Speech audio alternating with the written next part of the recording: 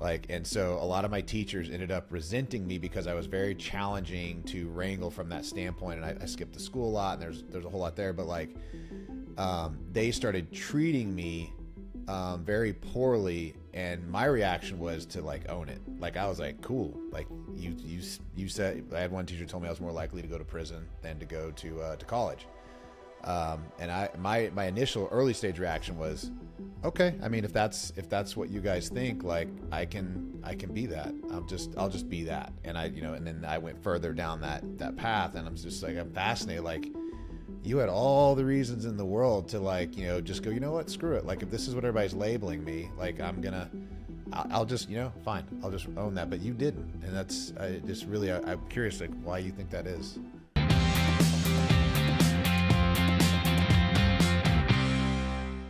All right. Mad Haven is a pretty freaking cool name. And we're welcoming Suresh Madhavan to the Patriot on Purpose podcast. So thanks for being here, man. Super stoked. We had an awesome conversation a week and a half ago, so I can't wait for everybody to hear what we get to talk about today. Yeah, man. Thanks for having me on. I'm honored, blessed to have introduced to you two, and looking forward to maybe helping you out from creation of your product and development stuff. I'm looking forward to it. I'm always pumped to help people out. Yeah, likewise. Yeah, I think there's definitely a lot of opportunity for us to have lots of conversation stuff to work on. I think, Suresh, you have a fascinating background, and I know we're going to go into that more, but I mean, just high level. So, I mean, you were law enforcement for a good number of years. That was the career that you chose, and you had an interesting path into that.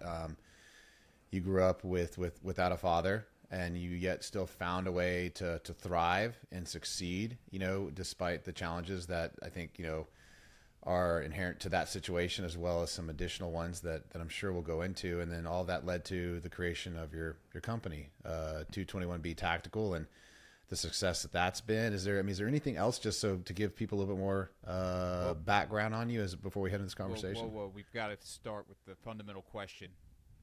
Yeah, we do. Sorry. Nate took us up on a tangent that I can't wait to explore, but we're Patriot on Purpose. We'd like to ask everybody what it is to be a patriot in your opinion. Because, it's kind of a dirty word right now here in dystopian America in 2024. Yeah, for sure. I would say I define being a patriot as someone who not only respects their country, but is someone who's honored to be an American, to be, talking about America. You have to love where you are.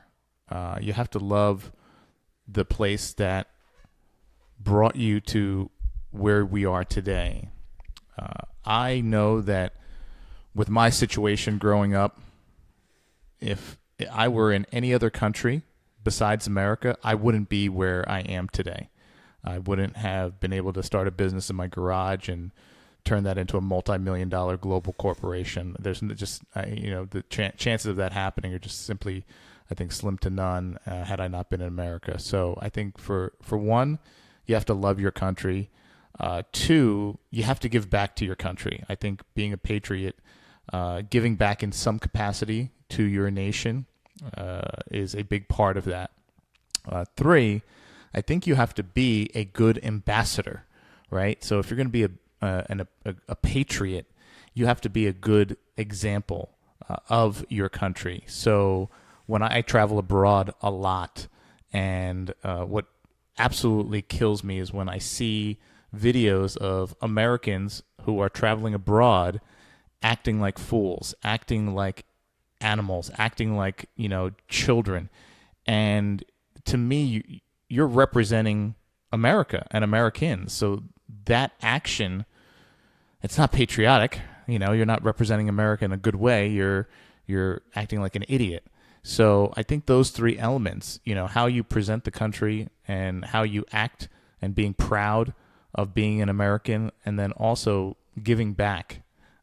You have to support the foundation of what the country was founded on.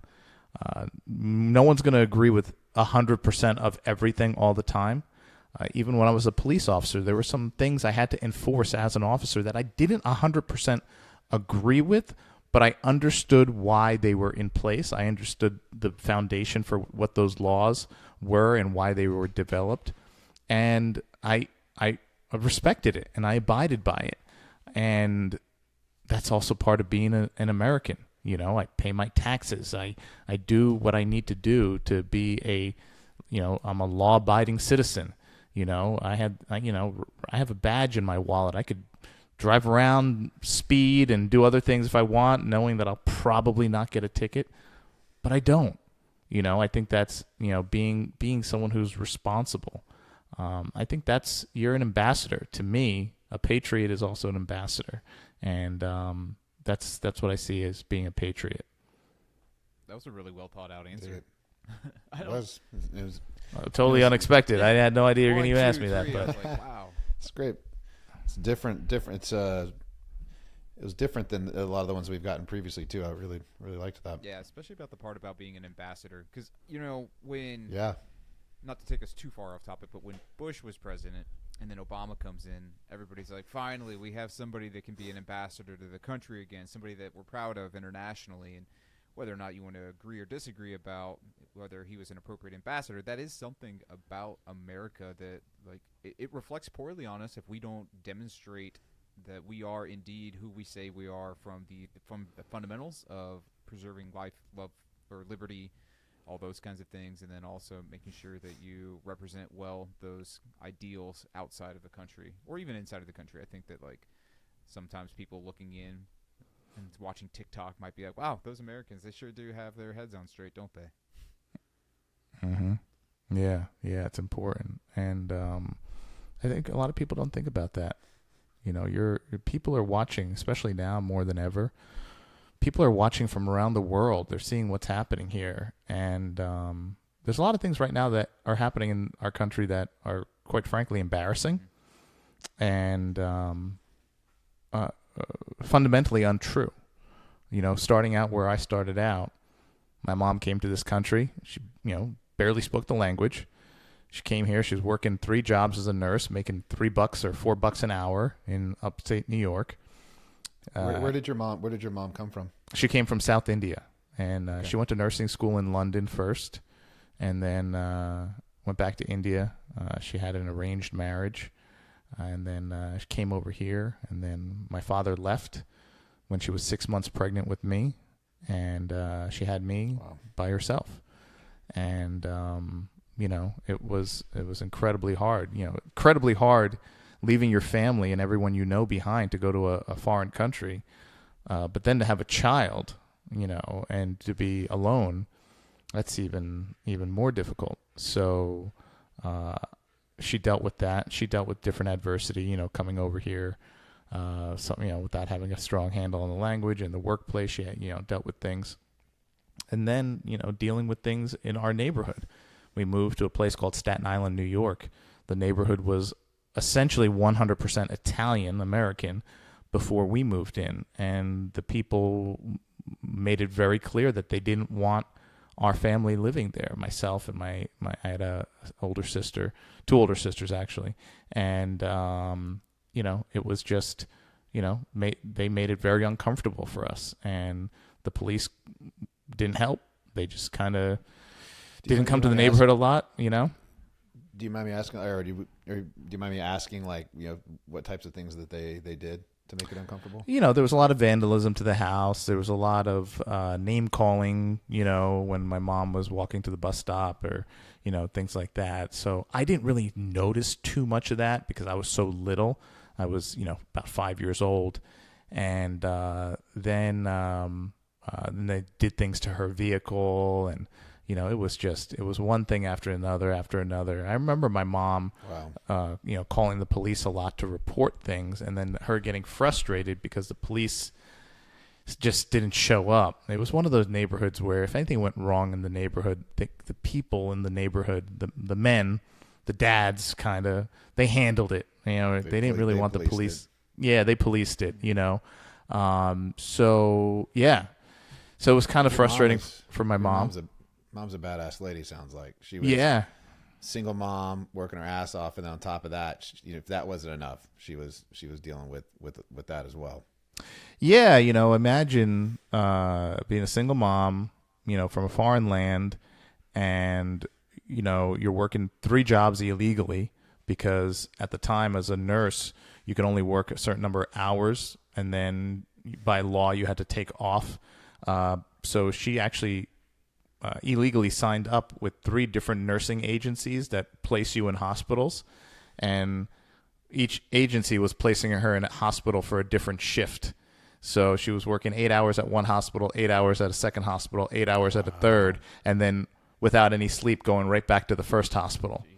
Wow. And but she needed to make the money, and so she would just try to sleep on her lunch break or sleep, for a little bit in one of the patient rooms. And so imagine doing that and the stress of that, and then on top of it, getting calls from your children who are home alone at a very young age saying someone just threw eggs at the house, someone just threw a hammer at the garage door and the garage door is broken. It was just one thing after another. Someone broke out the light in front of the house, the little lamp by your front door.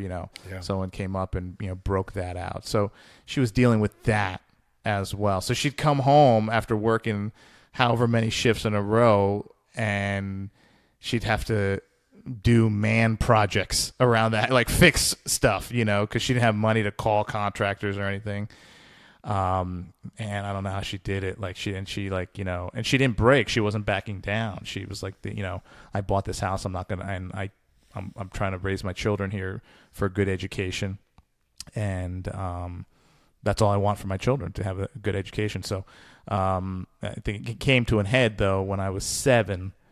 One night when she was at work, my sister and I were sleeping on adjacent sofas in the living room, kind of actually at a 90-degree angle, and a brick came through the window, followed by a quarter stick of dynamite, and it blew up on the arm of the sofa where my sister and I were lying, and it blew a hole in the arm of the sofa.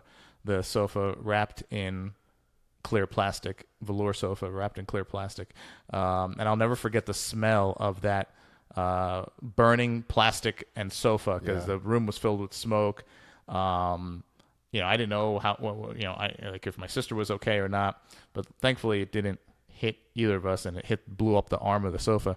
And so we called our mom, and she came home, and the police actually showed up for that one. And but they did nothing. I hope so. Yeah, they did actually show up for that one, but nothing happened. So then that was the point where my mom realized that putting up the good fight is only smart for so long, but she didn't want one of her children to lose their life. So that was the final straw. So she decided to move us to New Jersey, and we moved to a town in New Jersey that was a little bit better. It was an all Caucasian town, very blue collar. So there were a lot of good people there. I dealt with some adversity in school with some of the teachers. But once again, she chose a town that was low crime and good schools. And when you tell, I don't know if it's okay to say this, but it's just a reality. And the realtor I believe the realtor she was working with was, I think she was like a Hispanic woman or something, if I recall. And the realtor was like, okay, well, just so you know, if you're looking for good schools and low crime, you're pretty much looking, and my mom's like a tan Indian woman complexion. My sister is very light too. And then there's me, right? And she said, you're going to be, and she knew why we were leaving New York, but she said, listen, I got to be honest with you, it's the places with the best schools and low crime are pretty much all Caucasian. If that's what you want, then, I could show you homes there, but it's not very diverse. The areas that are diverse don't have good schools and there's high crime. So my mom said, well, I don't care. Again, I don't care. I just want good schools and low crime. I don't want my kid in a gang. I don't want, whatever, because she knew she wasn't home. So this was a strategic move for her to make sure that the situation we were going to be at home while she was away working was going to be. She was clear on the plan. Yeah. Just set us up for success. And so thankfully the town was good. Dealt with a couple issues with the local police officers there because of the color of my skin, which it is what it is, and some of the teachers just were just not kind. I was always a good student. I had to be. My mom didn't accept anything other than that. But there'd be little birthday parties for some of the little kids, and everyone would get a cupcake except me, and there'd be certain like activities that we would do, and everyone was doing something except me. I was just left to sit in the corner. So shit like that. But and it was tough because I couldn't complain to my mom about it. One, she was never home. Two, she didn't want to hear it. She's like, just go, do your work in school. Don't worry about it. Don't worry about it. So I had to always be better. I realized very quickly growing up in that town, I had to be perfect. I had to I couldn't wear the same clothes as the other kids. I had to act differently. I had to speak a certain way. So I was very, very strategic and tactical in my everyday actions. I was like in elementary school, and I was ironing my Gap khakis to have a pleat in the front of them, going to school, elementary school, and it was just a public school. There was no uniform, but I was doing that because I wanted to look extra proper, so I would get the respect, and they wouldn't look at me as like, there's the dumb black kid, So because I was literally the only. This is the 90s, right? That's what. Yeah. I always say that because it's like the pleats. I remember pleats and pants back then, and now the 90s are coming back. So I'll bet there's a bunch of people doing that exact thing now. They're putting pleats in their pants and showing up to school, or they hadn't been that way for 30 years. But no, yeah, I just had to say that. I was like, that's too funny because I remember having pleats in my pants too. Everything comes full circle, right? Yeah. What was going through your mind? So how old were you at that point, and what was going through your mind? Like, I mean, I just think about being that young and being that aware. Like, I mean, what was going through your mind? Like, how did you experience it at that point? Obviously, you didn't really. It doesn't sound like you were victimized. Yeah. No. I was almost at one point. I was almost too young to realize what was happening. So I was like oblivious to it. It was ignorance and obliviousness. So I just was sad. Every birthday party, everyone's getting a cupcake. I didn't get a cupcake. I was just upset I didn't get a cupcake. I wasn't upset because I didn't get a cupcake because of the color of my skin. Because I just didn't realize that. So different things like that would happen throughout the course of my schooling. But then once I just overcame it, just kept going. When I got to middle school is when I started realizing like what racism was. And I had one of my teachers call me a monkey in the middle of class. And I mean, a lot of my friends were really upset, especially the girls. And there was like nothing I could do about it. So I didn't say anything. One of the girls, and once again, everyone in the whole school is white. One of the girls went and said something to the principal. And the principal, I guess, spoke to the teacher, but nothing happened. He didn't get suspended. He didn't get reprimanded. It was just like, nothing happened. Anyway, he didn't apologize. Nothing, It was just wild, So that's crazy. I just had to. I saw little things start happening, right? I would see other kids would do things and nothing would happen to them. But if I did that same thing or something even less, I would get in trouble. And I was like, wow, hold on a second. What the heck's going on, And then I started realizing, I see. I'm being treated differently because of color of my skin. I get it. When I got to high school, there was, one particular teacher that just blatantly didn't like. I was an A student. I was, in the smart kid clubs. I played sports. I did everything. I was always, once again, dressed to the nines. By the way, senior year, I got voted best dressed. And because pleated khakis and sweater vests and all that stuff. Meanwhile, everyone's coming to school looking half homeless, like hoodies and ripped jeans and all that stuff. But no, I couldn't do that. I knew I couldn't do that. So I wanted to, but I couldn't. So This one teacher, I forget her name, like Karen Venezia, I think. She was just didn't like me because the color of my skin. And I think there was a big sporting event. I can't recall now, maybe a big basketball game or soccer game or something like that coming up. And it was a big deal, right? And she decided to, as we were leaving her, it was like keyboarding class where you learned to type. It was like, weird.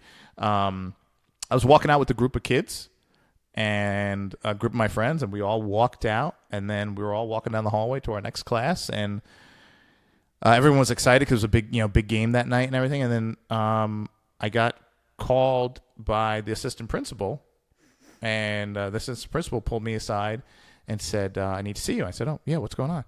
I said, "You called Mrs. Venezia a bitch when you were walking out of class." I said, "What?"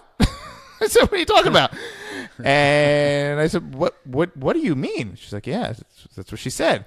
I said, "Okay, well, I was with like 6 people. We were all walking out together. Why don't you ask all 6 of them if I said that?" So they did, and all 6 of them were like, "No, didn't happen." Like, what are you talking about? Not even close. All 6 kids, all 6 white kids. Wow. And then the principal came back to me, or the assistant principal came back to me and said, "Yeah, you are going to be in detention after school today. You can't play in the game because she is claiming that you called her that when you walked out of the room." And I said, even with 6 people that like vouched that you didn't. Right. That's wild. So, I was like, okay, so that was, I think, like junior year, senior year, or like something like that. So that's when I knew. I said, okay, so there's ignorance, which there's a lot of ignorance in the world, right? And then there's bias, which is based in, a lot of bias is based in truth and reality, and I fully agree with that. But then there's evil. Right? There's like bad people. And this woman was just one of those bad people. And of course, this is the same person that after graduation there was rumors that were flying around that she was sleeping with students and all this stuff. And you're like, okay, this is the person that was doing this to me. Like, this is like unbelievable. Of all, like the holier than thou person who's like, oh, he called me a bad name when I didn't, is rumored to be sleeping with students. You're like, what is going on here, right? Just a like, person. And once again, I don't, these are rumors I was hearing from people that, male students that she was close to. I don't know if they're true or not, but that's what I'm hearing. And I'm like, you got to be kidding me. Like, really? So, I realized that, so anyway, I moved on. I just never put my head down. I just always kept my head up. I ultimately got voted senior class president in an all white school. And left. I was like, I'm gonna leave this. It was a mile square town, only a couple hundred kids in the whole school. So I said, I'm out of here. I'm gonna. And my mom always said, don't worry about that. Don't worry about that. You're gonna make something of yourself. You're gonna be a doctor, because that was her dream. Be a doctor. So, before we transition to the next thing, like what was different about you? Do you think that like enabled you to not become resentful and so many other people, and I can even say myself, like I got into a whole lot of trouble in high school, and a lot of that started because I was and this isn't to talk about me, but like I was extremely ADHD.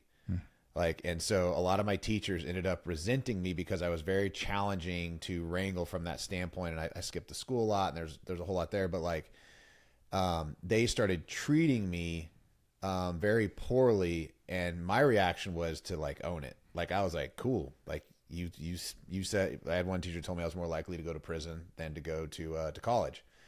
And my initial early stage reaction was, okay. I mean, if that's what you guys think, like I can be that. I'll just be that. And and then I went further down that path, and I'm just like, I'm fascinated. Like, you had all the reasons in the world to like, just go, you know what, screw it. Like, if this is what everybody's labeling me, like I'll just, fine. I'll just own that. But you didn't. And that's I'm curious, like, why you think that is.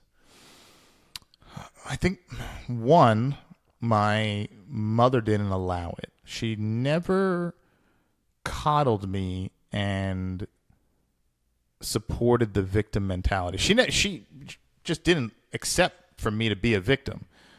She never, came to the school. I would tell her some of the stories. She would never come to the school and fight for me on my behalf. She just kind of was like, you know what? That's the world we live in, and you're going to have to deal with it every single day for the rest of your life. So either you get used to it now and figure out a way to adapt and overcome, or you're just going to sit here and cry about it. But really, crying about it has never helped a single person since the beginning of time. Sitting there and saying, I'm a victim, feeling bad for myself, has never helped anyone move ahead in life. And also, you feeling bad for someone else in the history of time has never helped that person in any capacity. So feeling bad for yourself does nothing, and feeling bad for someone else does nothing. In the history of time, it's never helped a single person. It's never helped anyone get out of a situation. It's never helped anyone grow. It's never helped anyone succeed. So she implanted that in my mind very early on. So, before the age of 7 is when really your mind is the most, let me say, malleable, right? So she had been kind of being that way up until 7. So after 7, it was just ingrained in me. I was just, okay, all right. So when things like that would happen to me, rather than say, I cannot believe I'm missing the big game because this person made up a story about me and now I have detention, like I cannot believe this. Rather, I was just simply saying, okay, I gotta now step up even more. I got to get even better grades. I got to do even more. Let me try. I'm going to do something in the community even more. I was a Boy Scout doing my Eagle Scout project. I said, okay, yeah, all right, fine. You want to do that to me? Fine. I'm just going to, go deeper into, getting, things done in the Boy Scouts in the community and, doing my project. And people are going to see that. People are going to see that and see that the quickest way to drown out negativity is with an abundance of positivity. And that is the only way, just like the quickest way and the only way to get back at the people who tried to hold me down is to become so successful and so obnoxiously wealthy that they feel bad. They just feel bad about themselves, not for what they did to me and said to me, that they feel bad about the person they are. And the person that they become and the lack in their own world. I know there's people who did things to me in the past, horrible things.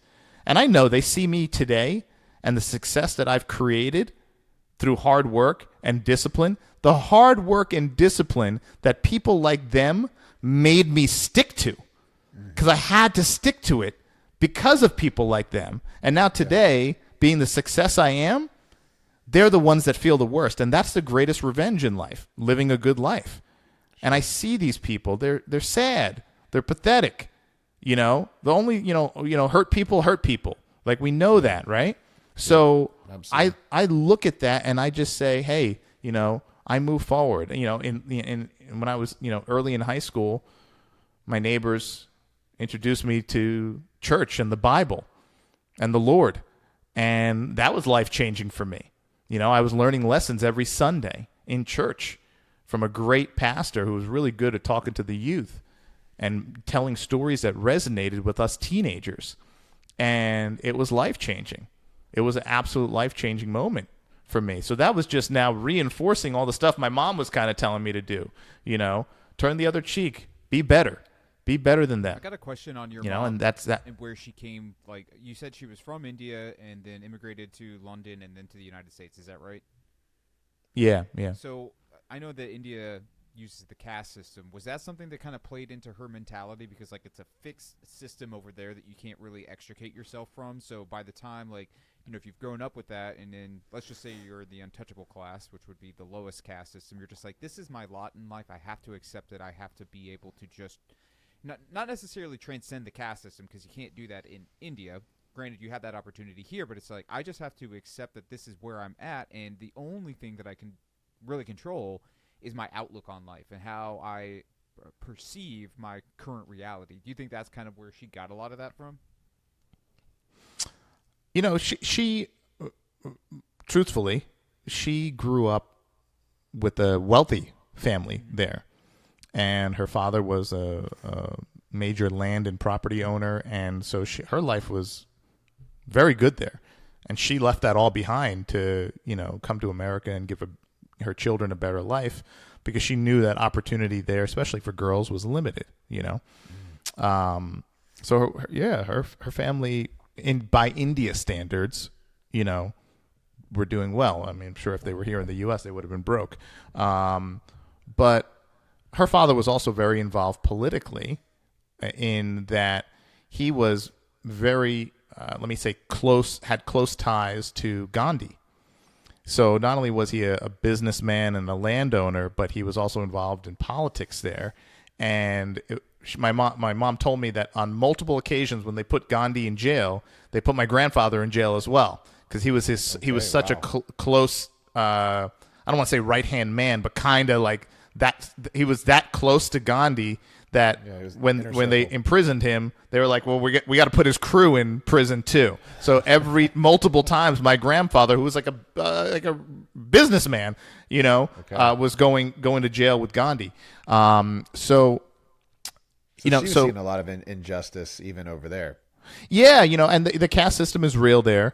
But when but she was obviously on the like the upper tier of that there, for her family. And obviously her father being able to send her to nursing school in London, that's not common. But what she didn't want was and she didn't know it didn't exist here, but in her mind, like, she still was thinking, like, I can't have my son fall into this category of people thinking he's dumb, he's stupid, he doesn't speak well, all that stuff, because in her mind, she was like, okay, then he's going to be the lower caste system here, right? And let's face it, there's a bias in our country. People with skin who look like me, right? There's this automatic assessment that a lot of people make. I'm not saying it's right.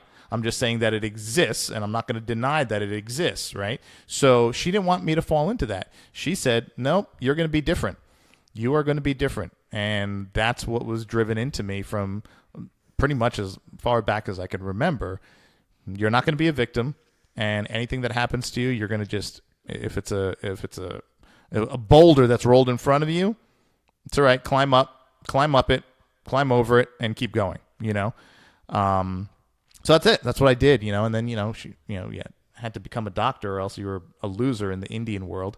So I applied to go into medical programs, and that was what I was on track to do. I was on track to become a surgeon and a physician, and went to school. Ended up in New York City, and that's 9/11 happened, and my whole life changed. Where were you going to school at that point? I was going to school at the City University of New York, and I was in Midtown Manhattan, and they have a few different campuses throughout the boroughs. And 9/11 happened. I was supposed to be in the city that day, but I was so I was in Staten Island, but not Manhattan proper, when 9/11 happened. And then, of course, after that, I was like, that's it.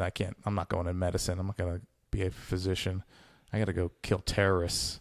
And it was just, when it happened and it was confirmed who did it, it was almost a bizarre feeling that there was nothing else I can think about besides joining the military. It was just, like, I was going to sleep thinking about it. I was waking up thinking about it. A friend of mine had gone into the Navy and had become a SEAL, and I'd known that. I had read all the books that were behind me about Navy SEALs, and I was always just curious. I read this book, Rogue Warrior, by Richard Marcinko, and I'd worked with a young man growing up in a local bike shop. That was my job growing up in Jersey, and his brother was a SEAL. So there was a lot of different things that were, in my world. So I said, that's it. I'm going to go become a Navy SEAL and go kill these guys that did this to our country. And I went home and told my mom that, and that didn't go over well at all. I just have to pause you here, because, like, this is what's so cool about your story and a lot of people who have the mindset that you do. You grew up in Staten Island, where you experienced racial prejudice. You moved to New Jersey. You experienced it your whole freaking life. So, like, on the surface, like, this seems like a bad lot. Like, you didn't get the best life. And nonetheless, like, you're able to see through the veneer of what is going on inside of the United States and see that this is a great country, a country worth fighting for, a country worth dying for. And, you know, like you opened up this podcast saying you wouldn't have the life that you have right now if you were brought up anywhere else. And I could probably attest to that being true just because we know all the limitations of other countries.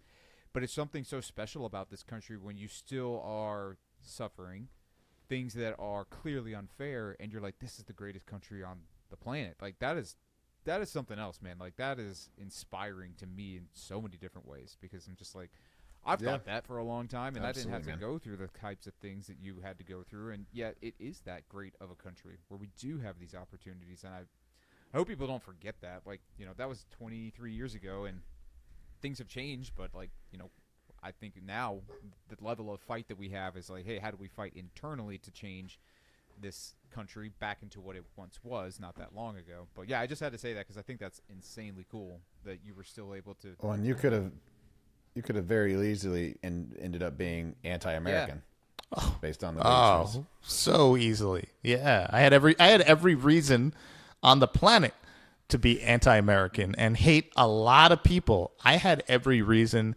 to hate white people, you know. It never came into my mind that was going to be something beneficial to me.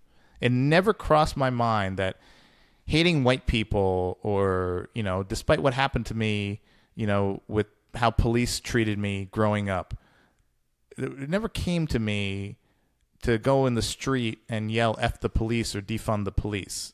Because I had the sense about me to realize that I couldn't sit there living a life where I was trying to fight a stereotype, yet stereotype everyone else around me. That would have been the ultimate irony of that situation, and I would have been the ultimate hypocrite.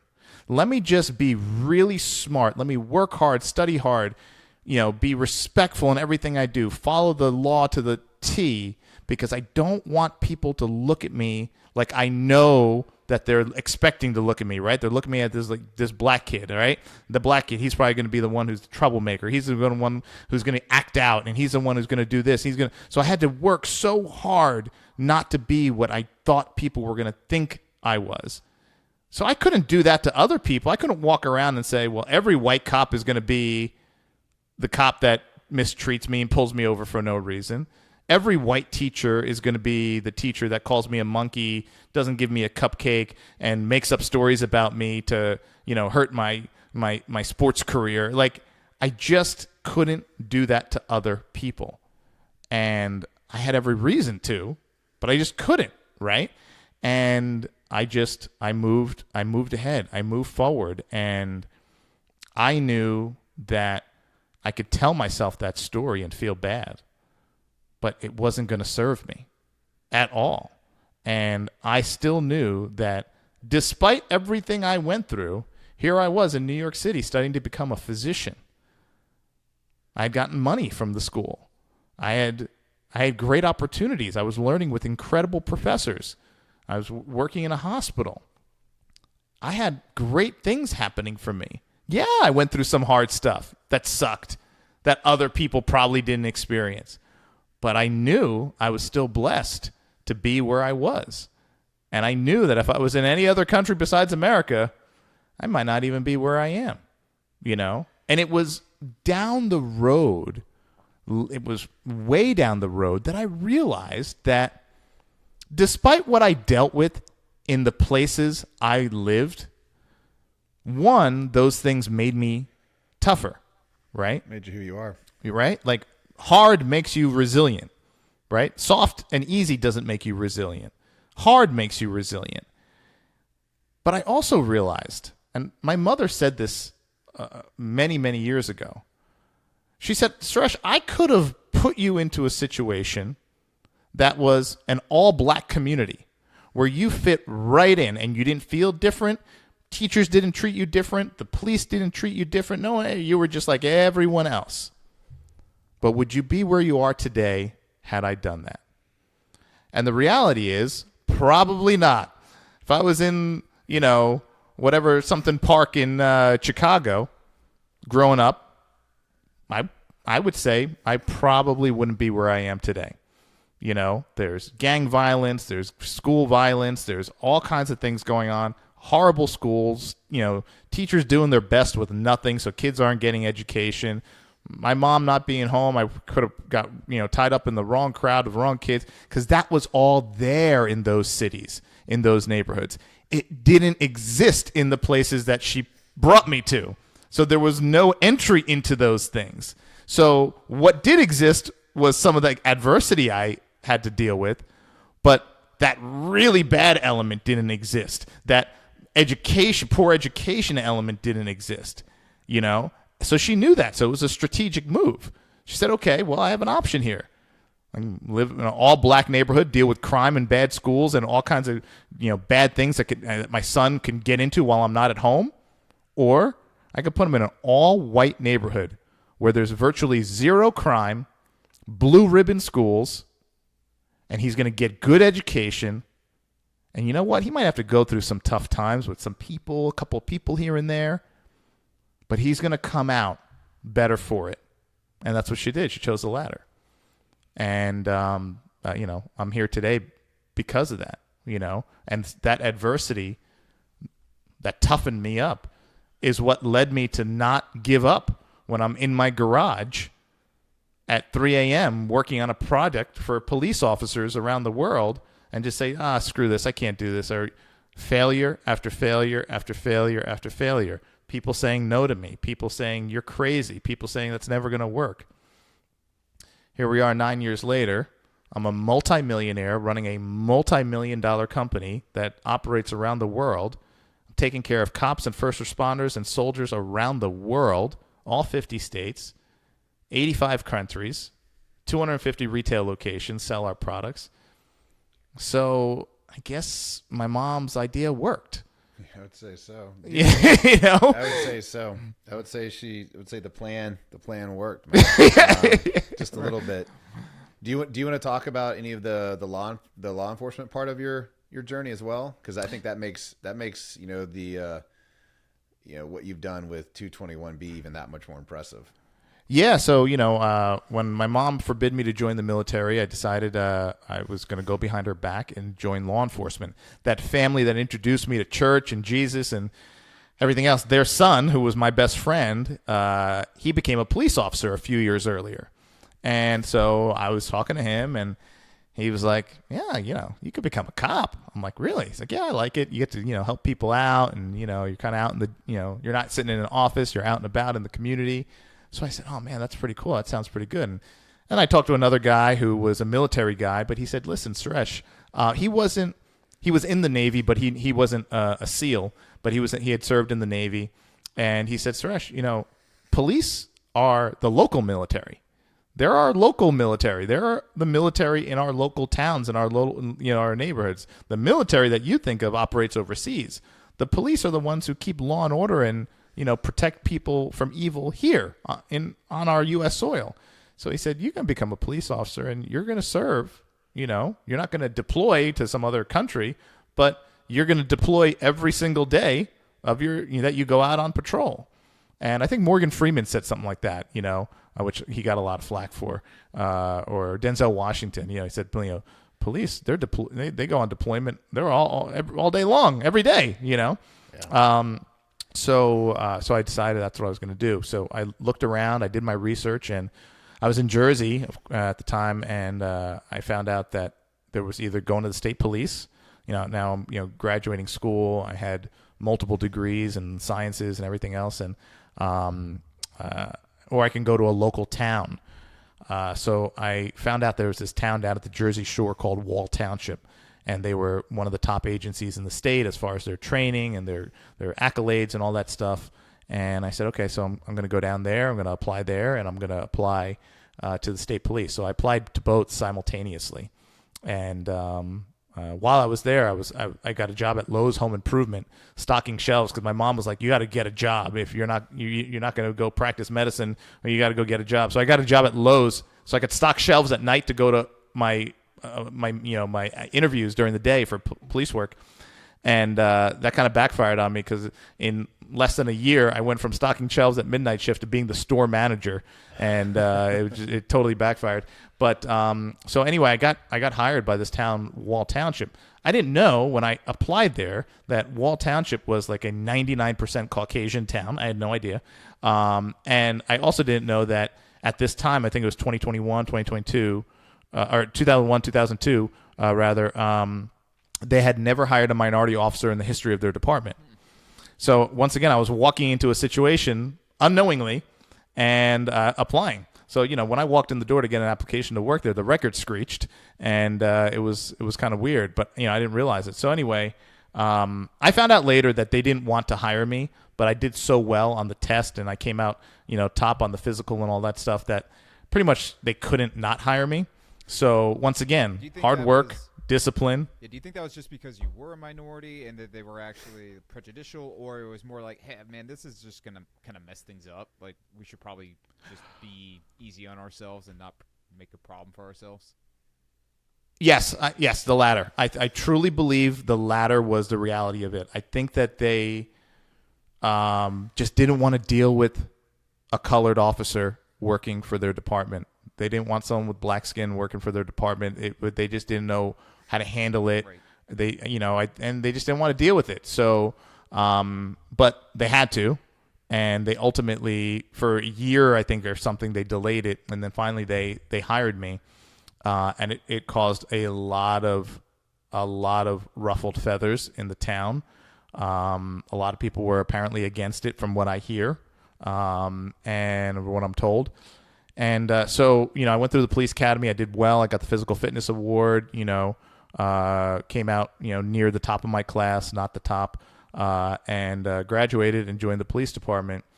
And within a couple of weeks, I realized they had, now mind you, I put my, career in medicine aside. I gave up my, at the time, $100,000 bonus at Lowe's Home Improvement that I'd grown to become the store manager of so I gave up a lot of things, right? And a career in in the business world, right?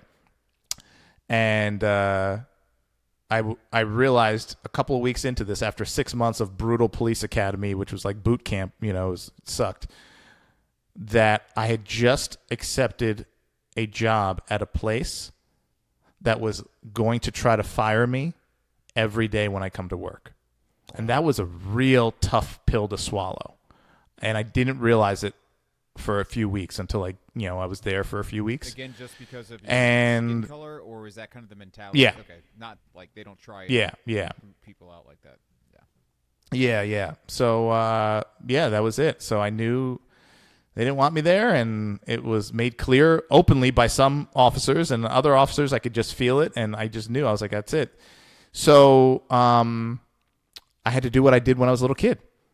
I had to be perfect.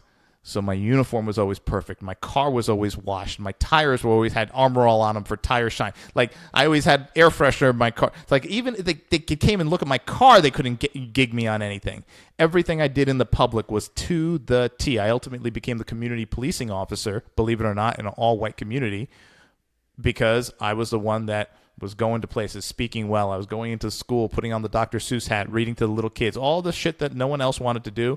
I said, I'll do it. Anytime they said, hey, we need a volunteer for this, and everyone was like, I was like, yeah, I'll do it, because I knew that if I was the company guy doing all the things that no one else wanted to do, I would, hopefully, be seen in a better light. And there was a handful of officers there who saw that and respected that and saw this guy is on point with everything he did. All my stats were through the roof. I was, always a go-getter and stuff. But I never got sent to special training. I never got promoted. I never anything. I just knew every single day I was going there, I had to be perfect, because if I wasn't, they were going to capitalize on that to absolutely terminate me. And I endured that for 13 years. Wow. Imagine going to work every day for 13 years, and when you get out of your car and you're walking into the building, you're thinking, is today the day that they're going to fire me? Because I know they're going to try. Is today for not 13 days, not 13 weeks, not 13 months, 13 years. That on top of the stress that already exists with being a law enforcement officer. Oh, right. That, like, I'm working in a town where early on in my career, I pulled a car over, husband and wife. I'm talking, I had a conversation, let them go. They were an elderly couple. And before I walked away, the woman, this is the town I was working in. By the way, this is like 2003. This is not like 73. This is 2003. The woman looks at me and says, "Officer, might I say something?" I said, "Yeah, sure. Yes, ma'am." She said, "You're very well spoken for a Negro." Wow. And I was like, I said, "Thank you, ma'am. I appreciate that. Now, you folks have a good day and drive safe." Be safe. And I just had to walk back to my car. I'm like, this is where I'm working. This is what I'm dealing with. Yet That's every what I'm single protecting. day, I'm walking into work and hoping that today's the day that they don't fire me. So anyway, 13 years into my what was going to be a 20-year career, which actually, ironically, 1 week before this incident occurred, I had gone and gotten all the information to put in my papers for, it's not retirement because it's just separation, because you got to do 20 years. After you do 10 years, you're vested. So I was approaching 13 years, and 221B Tactical was growing rapidly, and they didn't like that at all. They did not like the fact that I had a business that was successful and, all that stuff. They hated it. And the one person in particular, the chief at the time, it just burned his ass that I was, successful. I was on the cover of the local newspaper multiple times, and, just all this stuff just killed them. They hated it. So I said, okay, it's time. It's time for me to go. I had 12 years in, and or just shy of 12 years in, and I said, that's it. I'm going. I talked to my business partners. I talked to my family, my accountant, everything, and So I'd gotten everything in place to put in my paperwork to officially separate from the police agency, and I'd have 12 years vested into my career, and I was going to move into the role of running 221B Tactical full time because the company needed me. And there was an incident with my sergeant that involved him bringing his mistress to my house and me not reporting it, but it was all off duty. And an incident occurred within that incident when I confronted him at my home, and ultimately for not disclosing full details about that event, an event that, so they called me in and questioned me on it. And admittedly, I was not 100% forthright with them when they called me in, but I knew they were calling me in on something that didn't involve me. It involved another officer and his misdeeds, but there was no crime involved, right? There's no crime having a girlfriend when you're married, and there was no crime that took place because nothing happened on duty or anything like that. So I kind of felt like I was in a bad spot, and now he was my direct supervisor, and he had a very large impact on my career path there. So it was either completely throw him under the bus, but they were trying to throw him under the bus for something else. So I held back some information. 30 minutes later, I went in and I provided additional information about that incident when I confronted him in my home. He ended up he was drunk and had drugs in his. It was crazy. And he ultimately he didn't get terminated. They allowed him to resign because he had criminal charges against him, multiple criminal charges against him.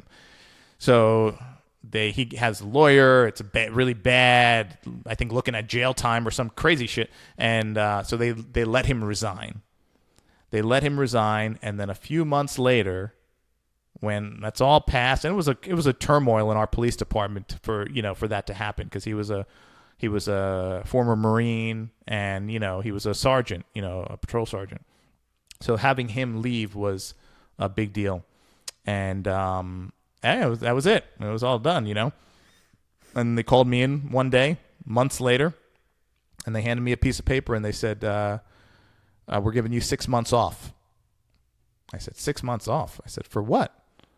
And they said, for being untruthful. And I said, untruthful? What are you talking about? They said, when we asked you about that incident involving Sergeant so-and-so, you didn't provide all the full information up front. I said, yeah, but I came back in on my own 30 minutes later and told you. They're like, yes, we know, and we appreciate the fact that you did that. And we shook your hand and said, thank you for disclosing all the details about what he did.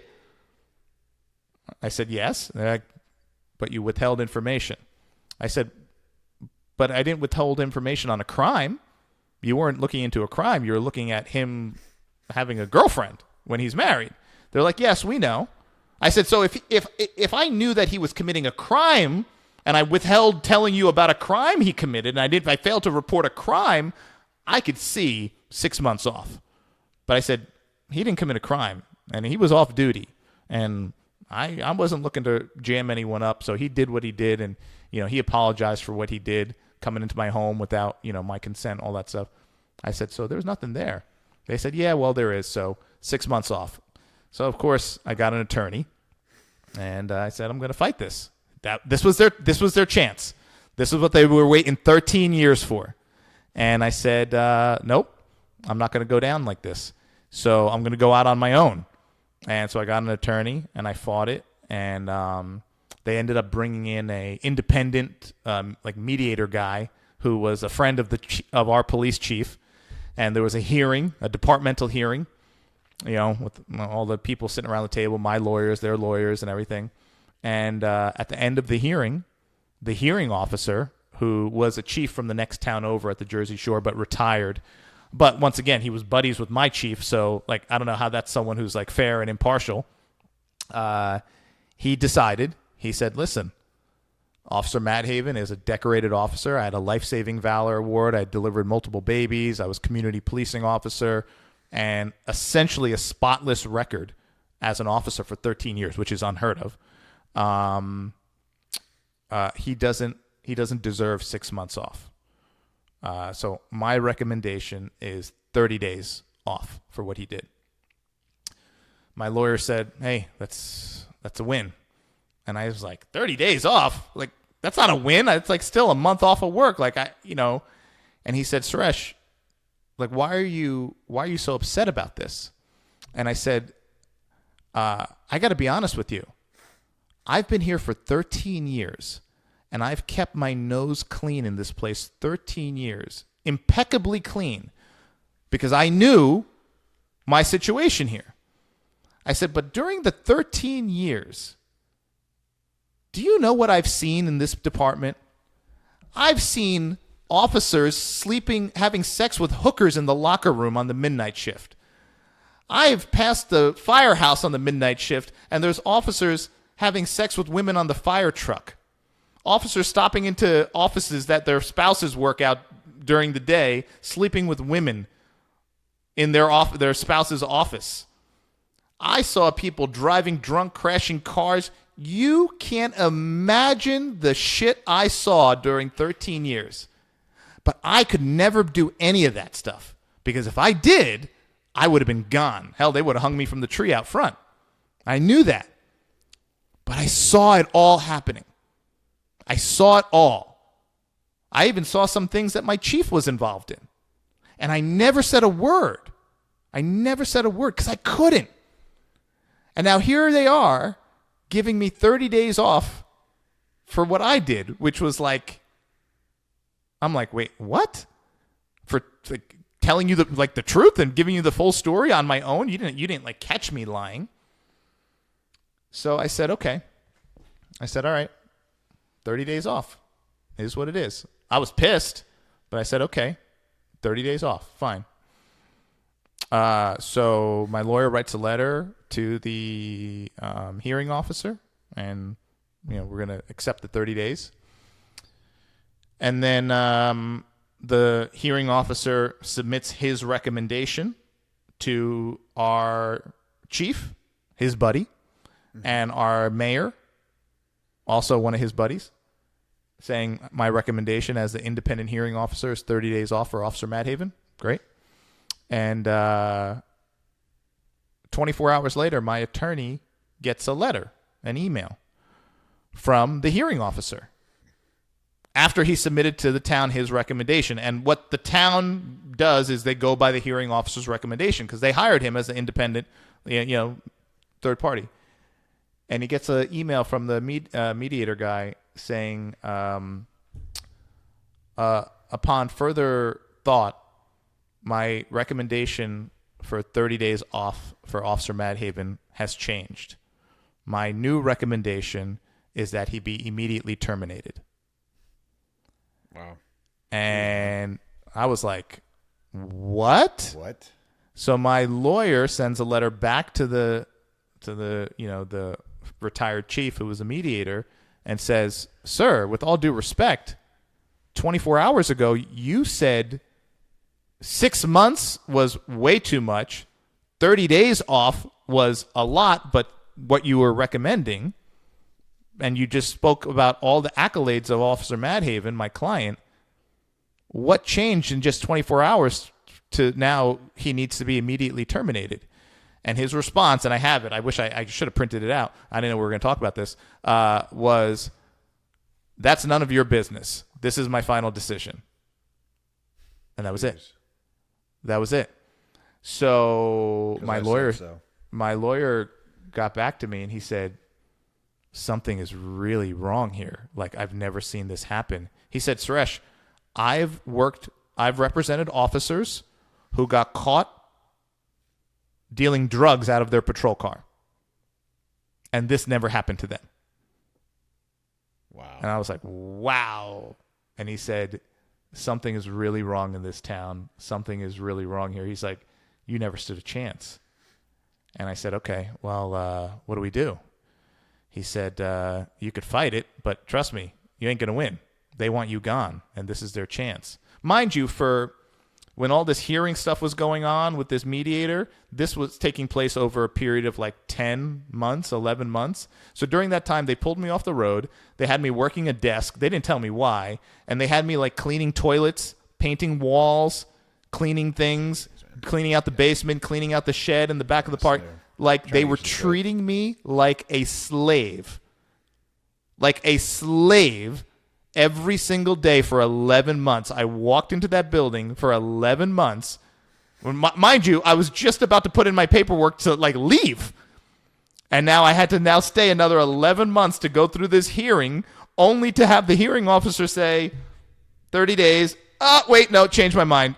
He should be fired immediately, and say I don't need to explain myself for that.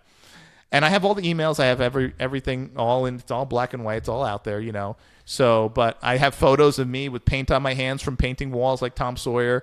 There's photos of me cleaning the floors, cleaning bathrooms. Everything embarrassing that you could think of, they made me do while they had me on desk duty for 11 months because they were hoping I would just quit. Yeah. They were hoping I would just quit. I was going and picking up laundry for people, dry cleaning. Everything you could think of that was humiliating and embarrassing as a 12-year officer, they had me doing, treating me like the janitor, hoping I would quit, and I just never quit. And when they realized I didn't quit, they were like, "Okay, well," so mediator just changed his mind overnight and said, "I need to be fired." And well, guess what? The mayor said, "Well, we got this letter. He said you should be fired. We're going to take it to the chief." The chief said, "Well, you should be fired." And I'm thinking to myself, oh my God, I know so much about what guys at this agency have done that they never got fired over. I mean, horrible, horrendous stuff. No one was ever fired. But here I was. And so that was it.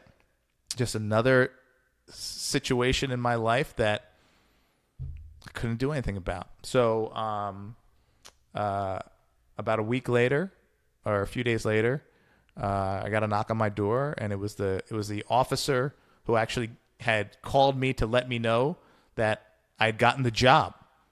That same officer, he was a lieutenant now, and he handed me a letter saying I was terminated. And I was like, on my doorstep. I was like, oh, this is great. And he said, "I'm so sorry." And that was it. He was a good man. He was a good man. He wasn't one of them. He was a good man. And but the irony of that is, in that situation, there were a lot of good men that were below the chief, but they couldn't do anything because if they spoke up with with what they saw, what was going on, they would have become the target. So they knew they couldn't say anything. So,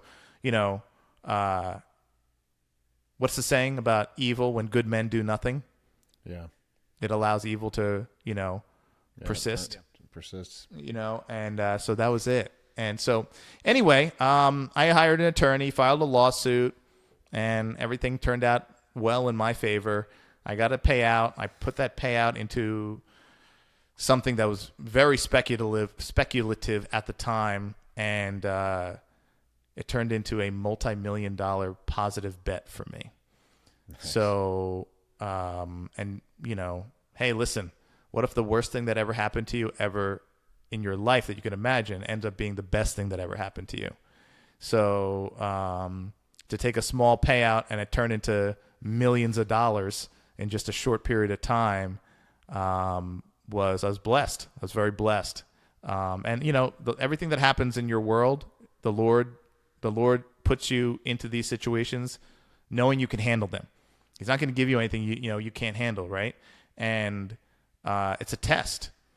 And I went through hell and back during that 13 years, and during those final 11 months when I was sitting there in full dress uniform, cleaning a toilet, something that an officer in the history of the department had never done. Humiliating.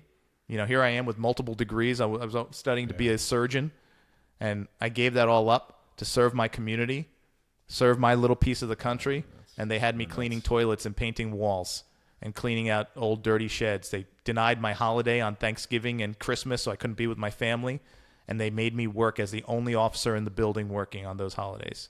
So I'll never forget those things, and I'll never forget the evil. But those people are hurt people, because hurt people, right? Yeah. And that chief who did that to me, he's a miserable, fat man, unfaithful, horrible man, right? Like, you can't say that someone who did all that to me, because he orchestrated it all, you can't say that person's a good man, right? It's just not possible, right? So that's what breeds behavior like that, right? Happy people don't treat people badly. Happy people don't go cheat on their wives in the local hotel. That doesn't happen, right? No. So, how did you lean on your faith during all of that?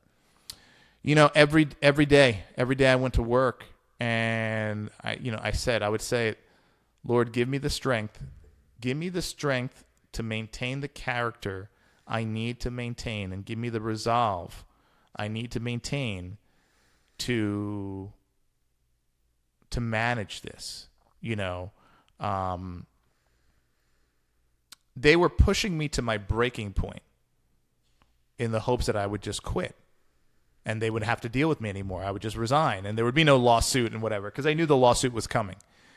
And I won. I won for discrimination and wrongful termination. I won, but they won too, because I left, and I had an opportunity to sue to get my job back. But I had a company that was making millions of dollars. I didn't need to go back to that. I was moving on, but I would pray every single day, give me the strength.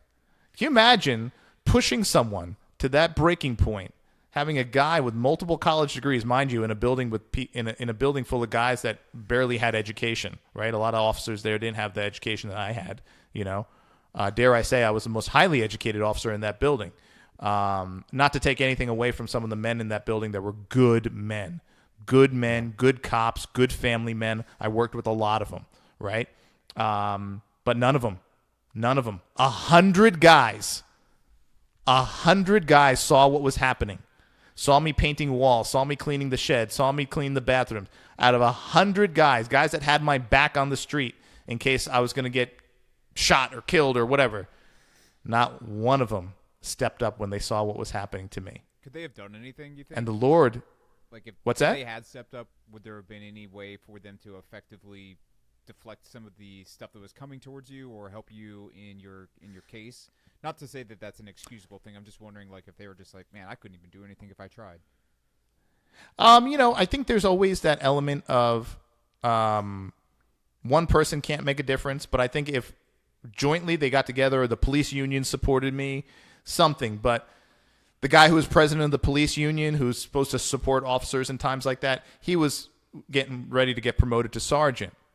So he didn't want to ruffle any feathers because he wouldn't get promoted. So when I said, hey, can the union help me out here? He said, yeah, the union can help you out. No problem. We'll get together and we'll come up with a plan. And the next union meeting, one of my buddies was in the meeting, and he said, hey, so what's the plan to help out Madhaven? And that same union president said, I spoke to Madhaven. He said he doesn't need our help. He's got it. Wow, just straight up lied. Straight up lied to the whole union. I had two guys. So my one buddy told that to me. I was like, wait, what? So I called my other buddy, Frank, and I was like, hey, you were at the meeting? He said, yeah. I said, did so-and-so ask this? I said, yeah. I said, the president, his name was Andrew Baldino. I said, what did Baldino say? He said, Baldino said you didn't ask for help and you don't need any help from the union. I said, oh, he said that out loud? I said, yeah. I said, oh, okay. I still have him on my phone, the text messages of me pleading with him for the union to help me, and he was the union president. No. The outgoing union president, I asked him. I said, can you help me out here? And he was like, yeah, I'll help you out. Nothing. He just got convicted of embezzlement from the police union to the tune of $200,000, and he just got sentenced to 8 years in jail. Oh, wow. The Lord sees everything, man. Yeah. The Lord sees everything. God doesn't miss a thing, right? So that all helped me, and that helped me build the resilience for 221B Tactical, and succeed and get into commercial real estate and grow different businesses from there. And it was all mindset, my faith and my mindset to overcome everything that was thrown at me. And I followed a very specific path. I followed these 13 domains of human concern. I addressed those 13 domains of human concern, and I fought every day to maintain them. And that's what got me to where I am today. What are these 13 domains? I don't think I've ever heard of this philosophy. So the 13 domains of human concern is backed by science. And the human being operates on 13 cylinders. And these 13 cylinders are everything from your body to aesthetics to membership to faith, you name it, spirituality. So there's 13 of them. And if any of these 13 domains are left unmet, unattended to in any capacity, you as a human being are going to feel a void. Now, you might not know what it is. You just feel a void, right? So you have people who seemingly have a good life. They have the big house, the white picket fence. They have the two cars in the driveway that are fancy. Kids going to school, perfectly dressed, and everything. What looks like the American dream, right? And you're like, this is great. And then next thing you know, you see the husband kill himself or the wife do something horrible, and you're like, wait a second, like what is going on here, right? The human body has to run on, just like your car has to run on all the cylinders. And before you can get supercharged and do great things, all the cylinders have to be working. I'm a car guy, so I say this to people, and even people who aren't car people get it, right? If you buy a car that is a high performance car and it has 8 cylinders, okay, and your plan is to soup it up, and you're going to put a supercharger on it or a turbocharger on it or put in a big air intake or an exhaust system or any of that. Before you do any of that, right, which is for a human being elevating their life and really making big things happen in their life, before you do any of that, you have to make sure that all 8 cylinders are firing. If they're not all firing, the supercharger, the turbocharger, the exhaust system, all that garbage doesn't mean anything. You have to make sure all the cylinders are working properly first. then and only then can you add performance and super elevate. Humans are the same thing. If all 13 domains aren't firing to some capacity, you're not going to come up with that big idea. You're not going to be able to elevate to that next level. You're not going to make it to that top 1% of business. You're not going to get to those high levels of achievement that you're seeking unless all 13 cylinders are firing. And I discovered that through, I was just reading books. That was one of the things I did to stay out of trouble when I was young. I was read books. I'd read books. I took courses, and I learned this in one of the courses I took in reading books, and I followed up. It's based on science. I didn't make it up. It's out there. You could talk to high level people. They'll tell you 13 domains of human concern, and I did it. I stuck to it. I managed it, and then and only then was I able to get the resiliency and the mindset and the fortitude to level up to that next level. I realized I was doing a lot of work to try to get to that next level without attending to the 13 domains of concern. And I just it wasn't happening. And that's millions of Americans. They're doing a lot of stuff in an effort to get somewhere, but they're not getting anywhere, and they get frustrated and they quit. You have to take care of the 13 domains. You have to make sure all 13 cylinders are firing before you can even think about putting a supercharger or a turbo into your life. Yeah. That's it. So I utilize that, and that's what I teach now to the people who I teach. And that once you get that, people's lives change. And things start opening up. Things start happening for you. And I just focused on that, and I just said, you know what? The adversity in my life, adversity just becomes a joke. And I see what happened to President Trump last week. And not many people can say this, but because what I went through, I can say it. I feel his pain. I know what it's like to go into a kangaroo court on BS charges. And I don't care whether you like him or you hate him. That doesn't matter. What the Lord looks at is what is right and what is just, right? Who's moral, right? And it's not what you say you are, it's what you do. And who are you being? The character that you're being.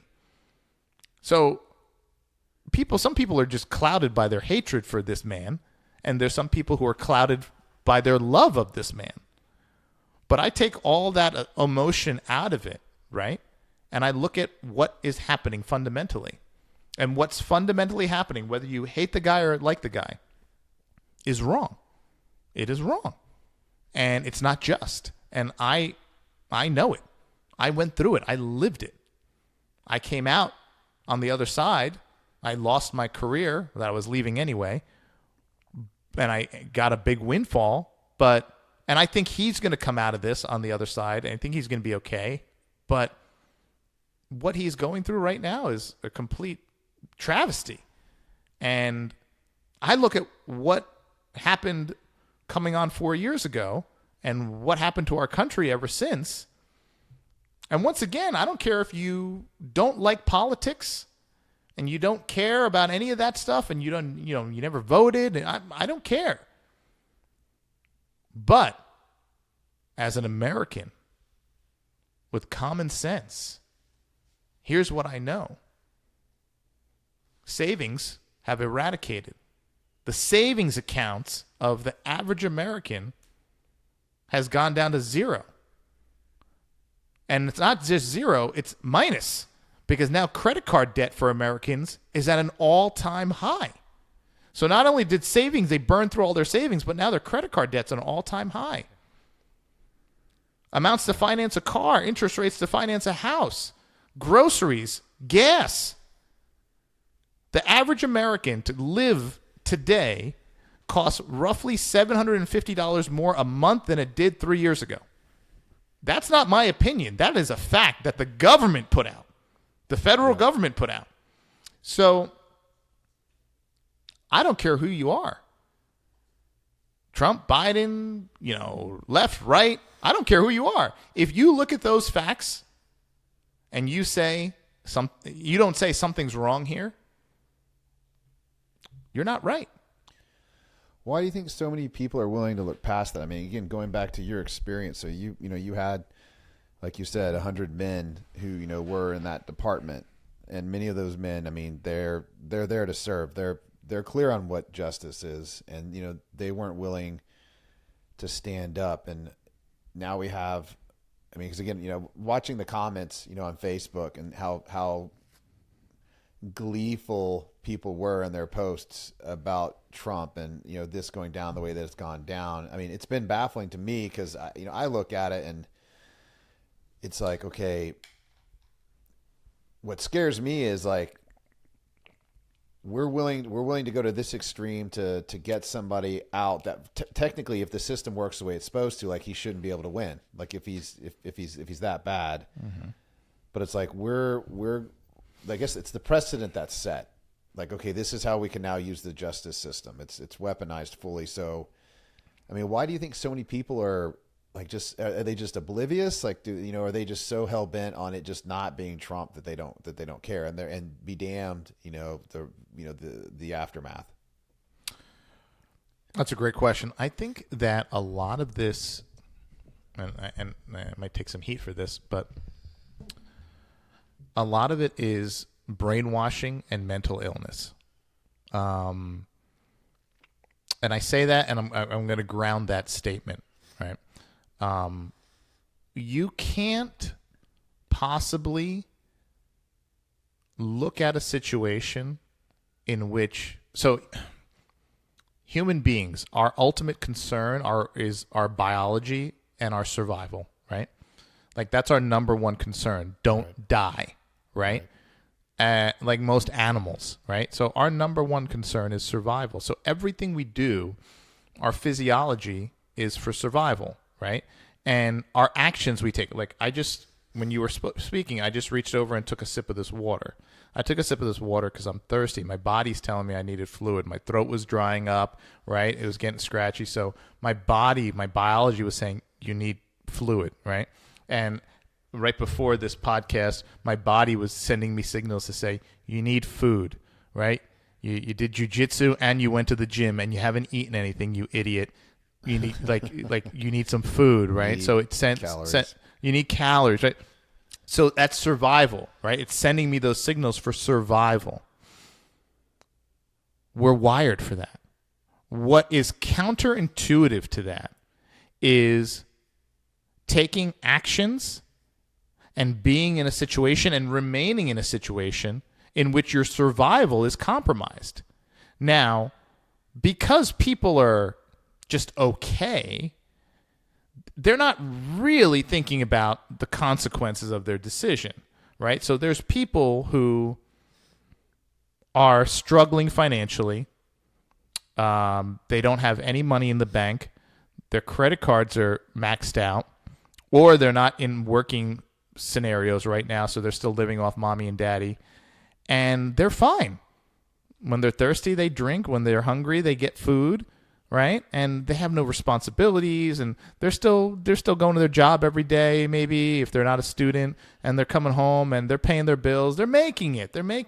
So their survival hasn't been impacted yet. So they can still say, in some capacity, I'm okay. Because they're not dying. It's just uncomfortable. It sucks to pay more at the pump. It sucks to pay more for groceries, right? So I tell this to people all the time. I don't care who you voted for. I don't care what side of the aisle you're on. Doesn't matter. Looking at how I grew up and what I dealt with, all that politics stuff, hey, keep it. But here's what I do know. At some point, that becomes painful. At some point, like right now, it's just uncomfortable. And it's still okay for people to say, you know what, I'm uncomfortable. Things are tight. Paying for everything is, really tight. I can't afford to move. I can't afford a house. I can't afford a car, all this stuff. But I'm still okay. I'm still eating, drinking, and I'm still surviving. It's uncomfortable. So it's still okay for me to say the person who put me in this situation is not bad. The other guy that I'm told is bad is bad. So that's what I'm going to believe. It doesn't become real. Starving doesn't become real until when? Oh, until you're starving. No. Until you experience pain. Like hunger isn't pain. Hunger is discomfort. At some point, the hunger turns to physical pain. Right now, there are millions of Americans who are just hungry. They're uncomfortable.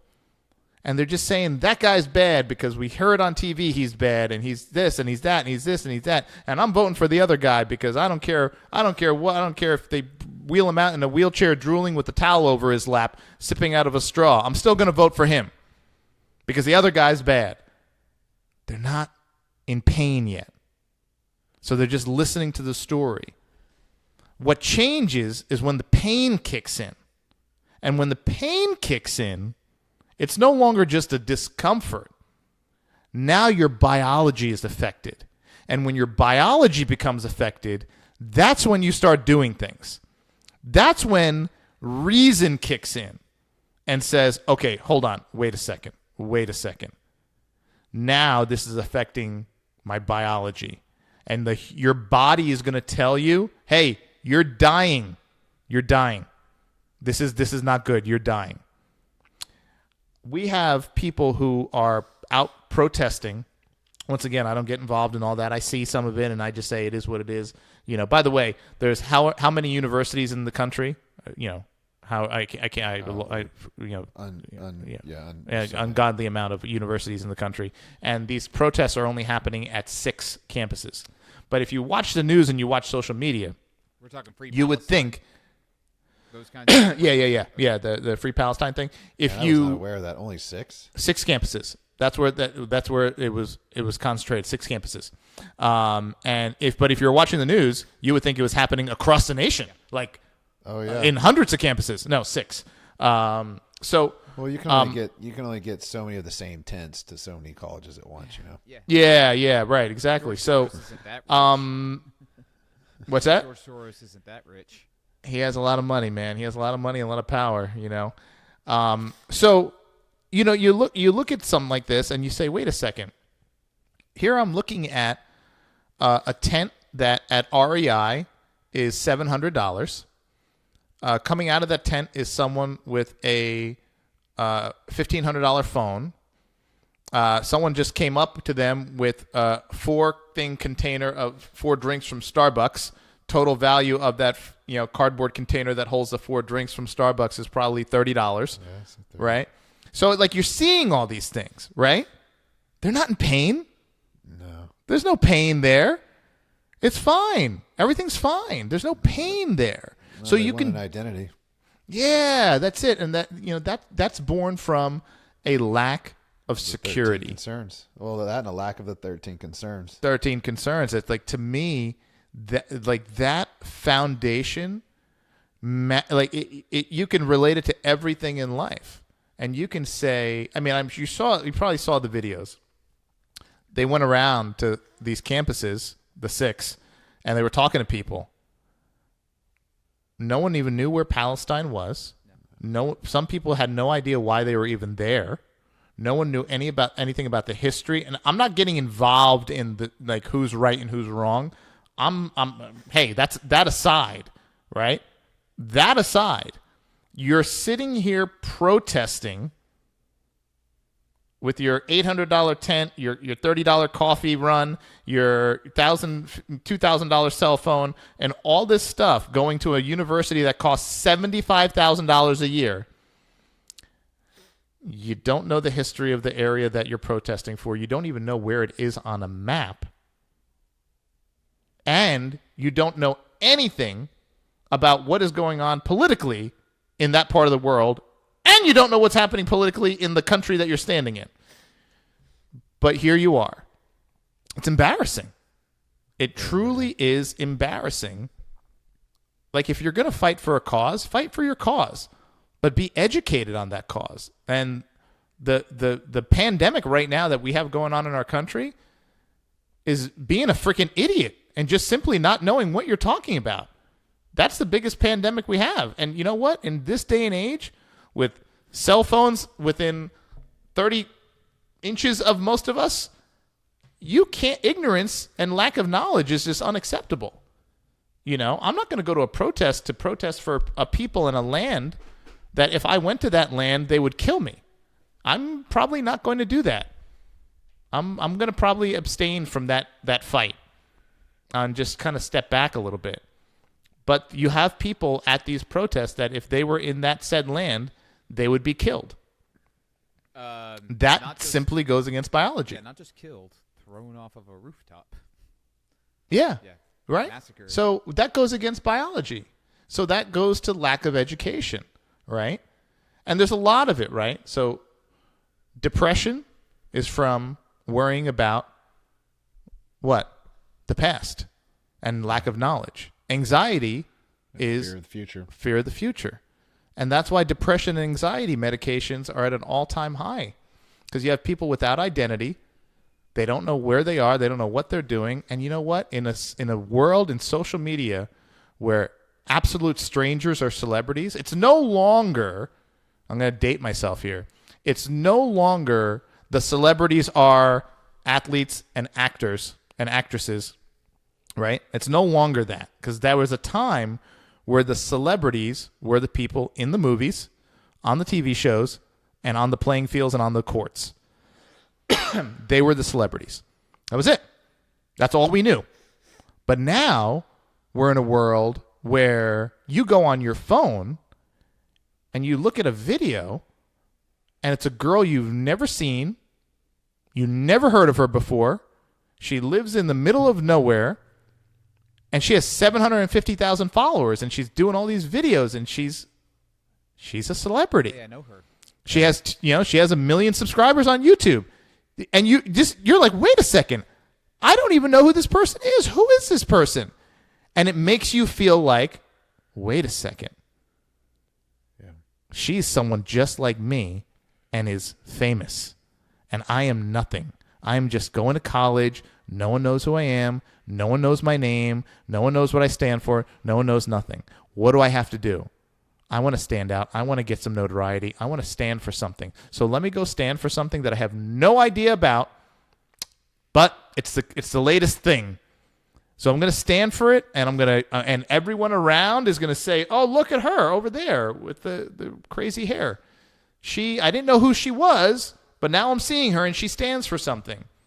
Okay, so there you go. And they're trying to fill that void. They're trying to take care of those domains of concern, and they're just going in the wrong direction. Because I don't know a single highly successful, highly happy, highly satisfied, highly fulfilled person that is at one of those things. Right. I don't know a single one. No. Someone who's fit, successful, wealthy, happy, connected. I don't know a single person who's all those things sitting at one of those things in a tent right now. I just don't. I think you could probably say And there's a that. reason for that. Because they're not there. They're not there. Well, They're not there. it even Right. goes up a level there. It's like the same people who are happy, healthy, wealthy, whatever it is, are not there on Twitter saying this, that, or the other about what just happened in the Trump trial. On either side. Like, I don't really care either. It's like, I think that when you're looking at people's lives and what they are professing to be true by what they complain about, I think that's actually one of the chief things. Like, if all you do is complain, it's one thing to point out the obvious that there are defects in society or defects in your personal life, but to have complaint be the number one thing that comes out of your mouth on a consistent basis signals that, I don't know what these 13 domains of concern are, but I'm going to guess there's something there that is absent. Like, hey, this cylinder is broken. So all I do is manifest negative energy around this in the form of a complaint because, like, this is broken. And then, of course, like, it can spiral out of control, which is why I think, like, Twitter or X is such a toxic place many times, is because people are just like, I can just go ham in this universe and just be the most negative person and actually attract attention. So, like, they're forming an identity out of, like, their pithy comments or their over negative sentiment, and people kind of gravitate towards that, and that's their identity. So it's one of those things where, I think it could be anywhere, like protest, Twitter, where in the communities, for sure. Yeah, absolutely. It's sad. It's a sad time. It's a real sad time, and Are you hopeful? there's people. In it? 'Cause I think it's a. I truly believe that it's going to get worse before it gets better. It's typically how it goes. Like if you study history, there's a reason why I study history. I don't study history because I like history. I study history so I can tell the future, right? So if you want to know everything in societies in this world, it's not my opinion, has been cyclical, right? We've seen it. Any historian will tell you, right? So we've seen this happen before in the past. So if you just study history, you saw where we were 10 years ago, and then you saw where we were 5 years ago, and then you see where we are right now. And if you study history, you know where we're going to be next, and then what's going to happen in 5 years, and then 10 years. So everything goes full circle. So that's why I study history. I study history to just have a little bit of knowledge about what's coming so I can prepare for it. And then I create offers knowing. Like if you know there's a storm coming and you're at a field with people and it's going to rain, if you knew ahead of time, like a week prior, there was going to be a big event, a lot of people in a field, and it's going to rain. If you knew a week ahead of time, what would you do? Sell umbrellas. I would order 5,000 umbrellas on Amazon and show up there. I would show up there, and I would just be waiting, and I would wait. And then when the skies opened up, I would be there with my trunk open, selling the umbrellas, selling the ponchos, right? So just like most people, if they knew that and there was an opportunity to make money, I study history. I look at what's coming next, and I see, okay, here are my opportunities to create offers to help people and ultimately create a business, right? That's what I'm doing, right? So there are people who do that, and then there's people who ignore history, ignore what's coming next, and when what happens next comes, they're not prepared, they're looking around, right? And then when they go to get the things they need to make it through that situation, they get mad at the people who are there giving it to them, right? Right? So that to me is the most important thing about studying history. You could be prepared for yourself, and you could also be prepared to help others. But we're going to a bad place right now, and I've never seen anything like this happen. I never thought I would see something like this happen in my lifetime. What we saw happen last week. How much of this you think is spiritual, like actual like evil versus good, light versus dark? I think there's an element of evil in the release of power. The one thing I've learned about having friends that have gone to DC, friends that have gotten into politics, friends at higher levels in that game is power corrupts. Even if you're not that kind of person, having the power changes who you are, right? So there are people who are, I think, inherently good people, but when they get into that position and they have that little bit of power, in their mind, they don't want to lose it. So they're going to do whatever it takes to hold on to that power. And sometimes to hold on to that power, it's not about doing something, it's about not doing stuff. Sure, it's like what happens in your or in your agency with the police department. Exactly. So, or what we watched with the medical profession after the pandemic, they did not want to let go of that power. Right. There are people who are in positions that, so what happened there, once again, I don't care what side of the aisle you're on. I don't care if you're black, white, gay, straight, trans, atheist. I don't care. We watch this happen, and I'm a science guy. I declare that I'm a biochemist because that's the science I love the most, but I studied physics a lot, so I consider myself a physics nerd. I personally watched, but we as a country and as a global community watched literally a man who was regarded as one of the top doctors in the world, not just in a state or in a city, in the world, and the most highly written about and the most highly published doctor in the world went from one day being that guy to the next day being called crazy, being called a conspiracy theorist, being called all these things overnight. You're referring to Peter Overnight. correct? Yep. Yeah. And you say to yourself, wait a second, I don't care who you are. I don't care who you vote for. I don't care what. You can't tell me that you are a sane, reasonable person, and you can look at one of the most, the most written doctor in the world overnight becomes a criminal and a crazy person? Wait a second. That doesn't make sense. It just simply doesn't make sense. And when I saw that happen, I was like, wait a second. And I was a rule follower. I was doing all the things, washing the hands, wearing the 2 masks. I was doing it. Yeah, no problem. You need me to flatten the curve. I was in New Jersey. It was like the shutdown of all shutdowns. And I was just watching the news like everyone else. And I knew who he was, being someone who studied what I studied. And I knew he's the most published doctor on earth. And overnight, he became a villain who knew nothing. He knew nothing. He was wrong. He knows nothing. When I looked at that, that's when I said, something is very wrong here. The next thing that happened, once again, I don't care who you are. I really don't give a shit. Political, gender, religion, doesn't matter. When I saw that they were calling a drug that has been used for decades by billions of people around the world, especially in my home country, where my mom is from, India,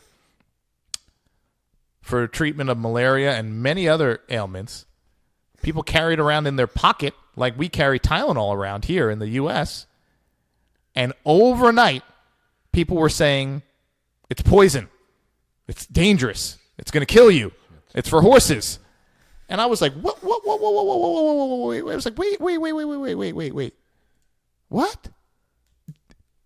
I think the people who knew nothing about it were saying, yes, that's correct. Wait, what? They never heard. They were like, what is that drug? I never heard. What? They never heard of it, right? Yeah. So they were ignorant. They were completely ignorant. But people who had medical backgrounds and science backgrounds, we knew. We knew what it's been used for. We knew how it's been a safe and effective drug for decades.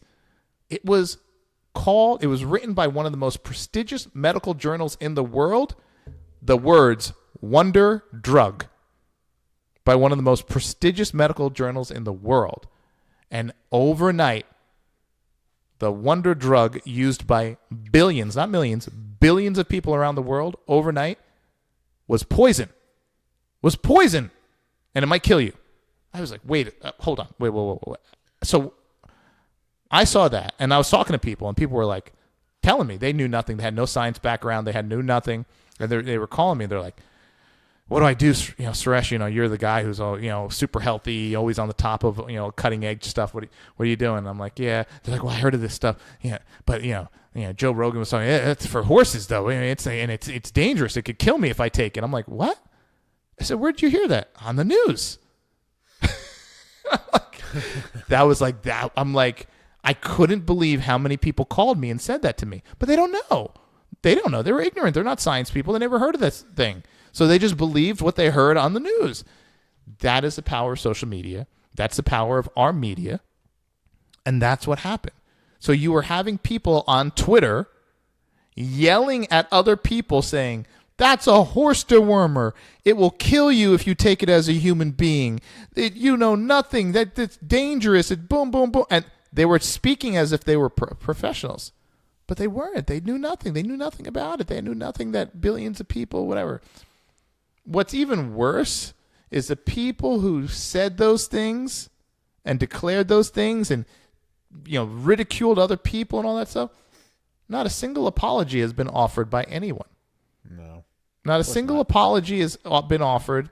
Not a single anything. So to me, I look at all those things, when we're training tactics, right? There's things you could look at, right? So you look at when the event happens, we call that the boom, right? And then you look the pre-event indicators, left of boom, left of bang, right? And then you look at post-event, right? Right of bang, right? So I look at that and I say, what is really happening here? What is really happening here? So there were things that happened before the event, and there's things that ever happened. What a lot of people are looking at, what a lot of people during this whole thing, and the top 1%, the guys that I know that are billionaires, what were they talking about after COVID, right? They were like, everyone's like, oh, we're back to normal, whatever. What were the billionaires talking about? The billionaires said, let's go back 24 months before COVID. What was happening? What pieces were moving around? Because I want to see what pieces were moving around. And if you could see and understand and notice the pieces that were moving around in the years prior to it, you'll notice when it's going to happen again.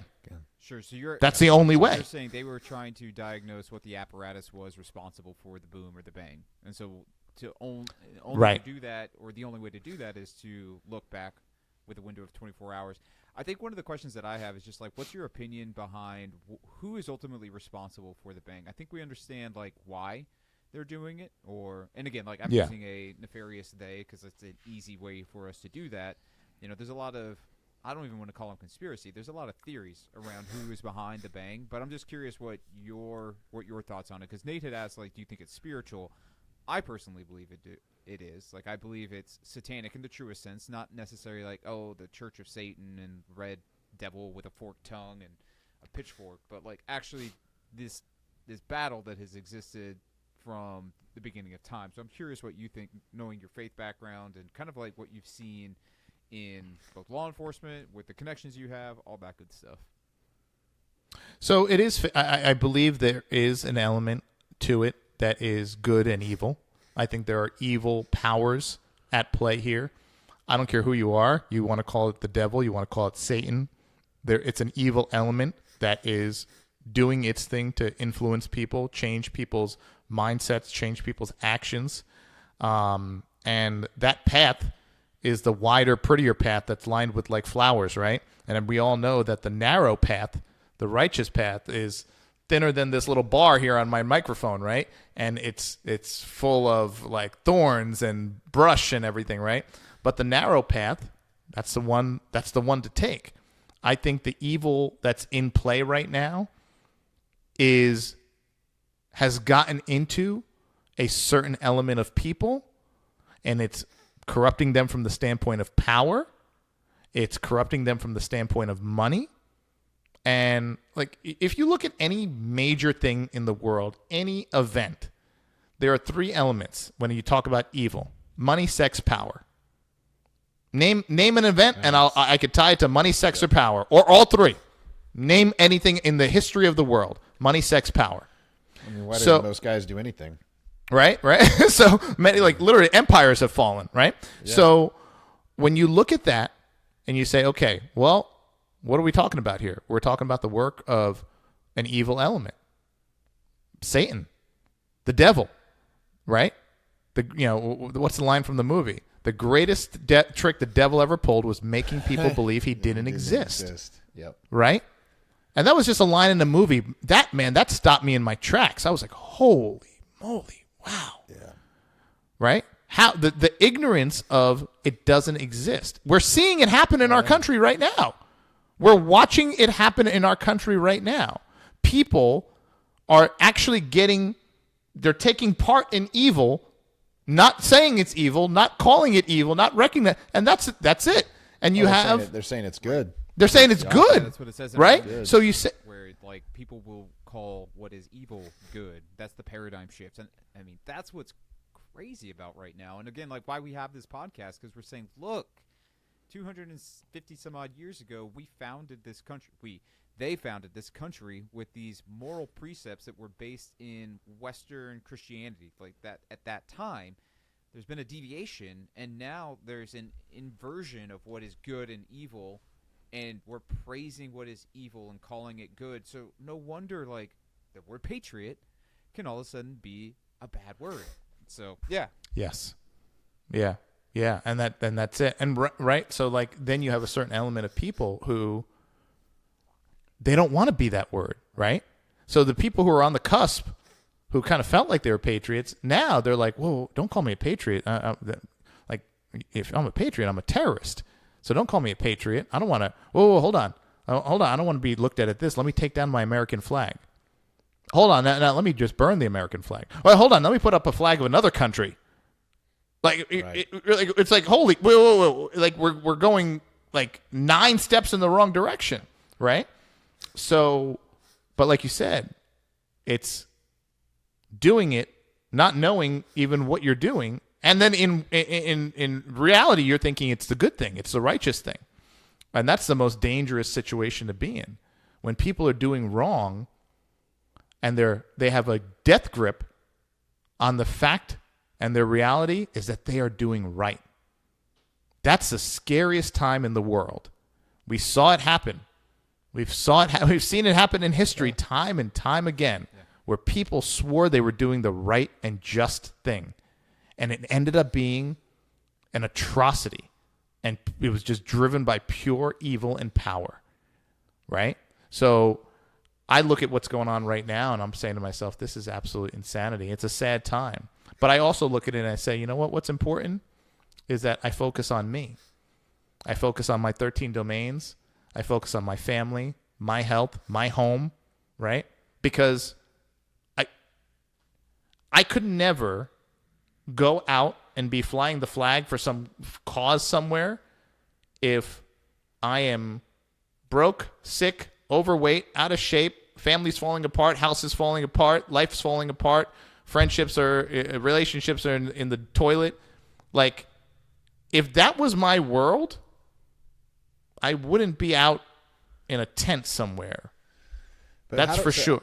How do we find the balance? And I agree with what you're saying, and I think Adam and I both like subscribe to that school of thought. And the question that I keep asking myself is, it's like I've been doing that, and it's like, at what point though, do you inconvenience yourself and go out and actually start actively trying to participate in bringing awareness? Or obviously we can vote, and there's those types of things, but it's like, I think about a big part of the reason why we have gotten here is because the 80% of the people in the country that probably are watching this going on and going, this is absolute insanity. Like, that's exactly what they're doing. Like, they're living their life. They're loving their spouses. They're loving their kids the best they can. They're working their tails off. Sometimes it's both people are working.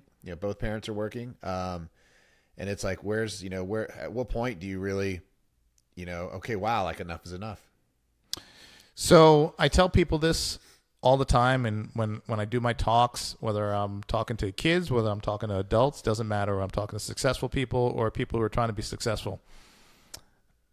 The greatest thing you can do if you're looking to impart change in the world is to become successful, is to become healthy and take care of your health to the highest degree possible, and create the most amount of success possible. Because with success coupled with strong health comes power.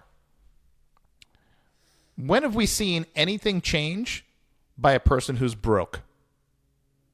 When have we seen anything change by a person who's sick, out of shape, unhealthy, overweight by 100 pounds? We don't see it, right? Nope. So change is born and triggered. The catalyst for change comes from power. You have to have power if you're going to change anything big in this world, right? Like with the things we're talking about big things. The average person is not going to change jack what without power. So you strengthen yourself, you put yourself in a position where you have power, and then you make a move. Broke people can't do anything. Sick people can't do anything. Yeah. You have to have power, and then you move. It's like chess. You move once you have power. You move strategically. But to try to move before you have power and before you have strength, what are you doing? What are you doing? Yeah, you could try to get together with strength in numbers, but if the numbers don't bring any power, okay, so you have a mob of 20,000 broke people that are all holding signs screaming. Okay, Right. you think those people in D.C. and care? Okay. So they're. Tell me what happened. What has happened on the House or the Senate, or even in the White House, that is a direct result of people holding a sign somewhere? That, like, in recent history, Yeah. it's all what they want. It's all what they want. It's all what's going to control their power, right? So the world has changed. That might have worked in, decades past, but today we're not being ruled by the same people. We're being ruled by different people. We're being ruled, like, you can't even run for president unless you're a freaking, like, billionaire, right? It's like crazy, right? That's not how our forefathers set it up. No. That's not how it was. That's not how it was meant to be. You need a war chest of $250 million to even consider running for president. I mean, what? I mean, it's crazy, And as long as that's the system that we're in and that's been created, well, then that's the system we got to work with. Like, you're never going to go into a fight when you know the referee is 100% on the other guy's side. You're not even going to walk into that fight. Why would you? Because no matter what you do, you're going to lose. So why would you even step into that ring? Why would you step onto that basketball court? Why would you step onto that field if you knew the refs were 100% for the other side?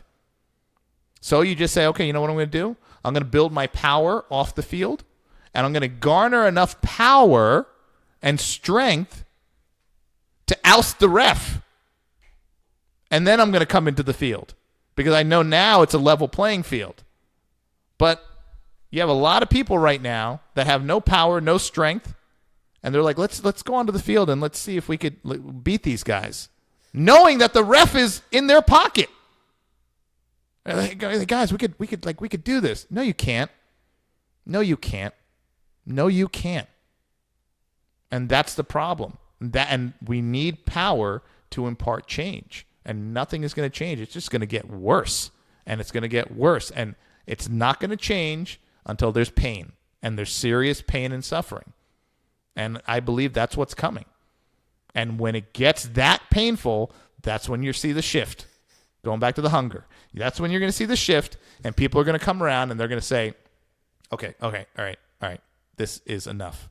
We need to get someone in here to right the ship because I'm in pain and this sucks. My children are in pain. My family's in pain, right? And this sucks. And at that point, no one cares about tweets. No one cares about comments. No one cares about any of that because now it's about survival. They only care about that stuff because they're just slightly starving, and they can still complain about that stuff. That's it. So the evil that exists in this world are the people who are soaking up that power, and they know that people divided and people who are fighting amongst themselves are the easiest to control. Easiest to control. Try to do this on September 12th, 2001. Oh, nope. Man, no chance. Dude. Nope. Not going to happen. I went to New York City in December of that year.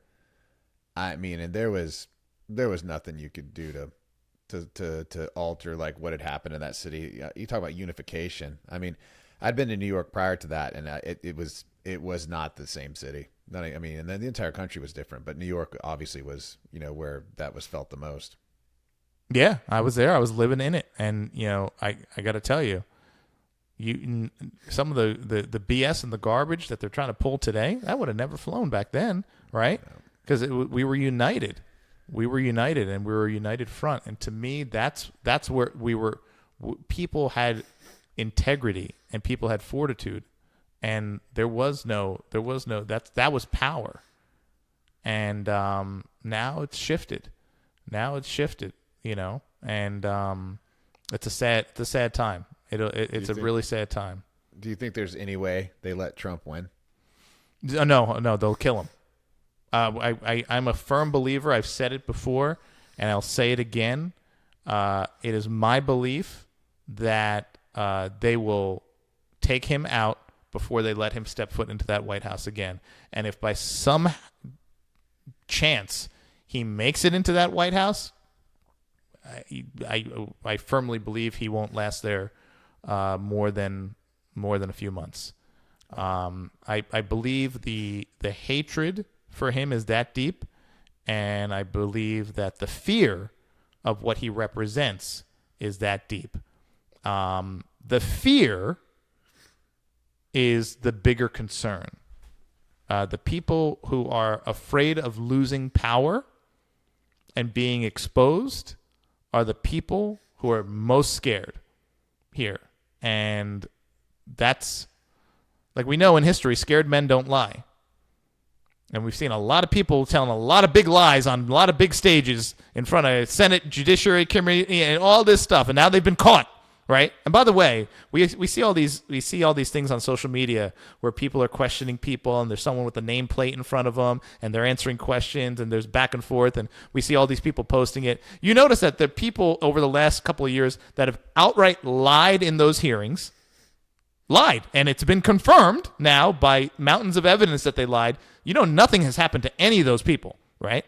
Right. So that tells me what? That all those hearings are a complete sham. Mm-hmm.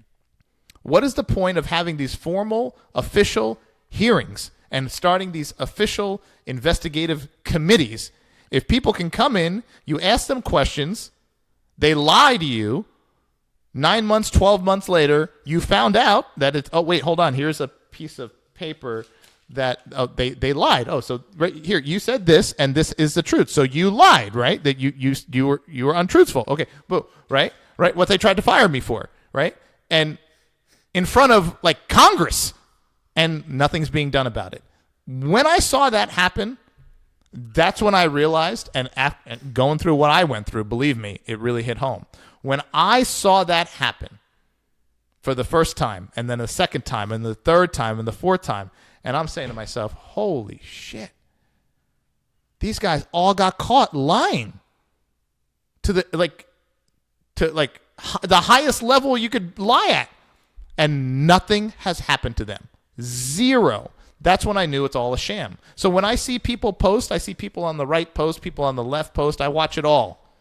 And I see, look at this, look what happened. Marjorie Taylor Greene grilled this person in the Senate Judiciary Committee. And so-and-so, that crazy lady, Ocasio-Cortez, was yelling at this person in this committee. It's all bullshit.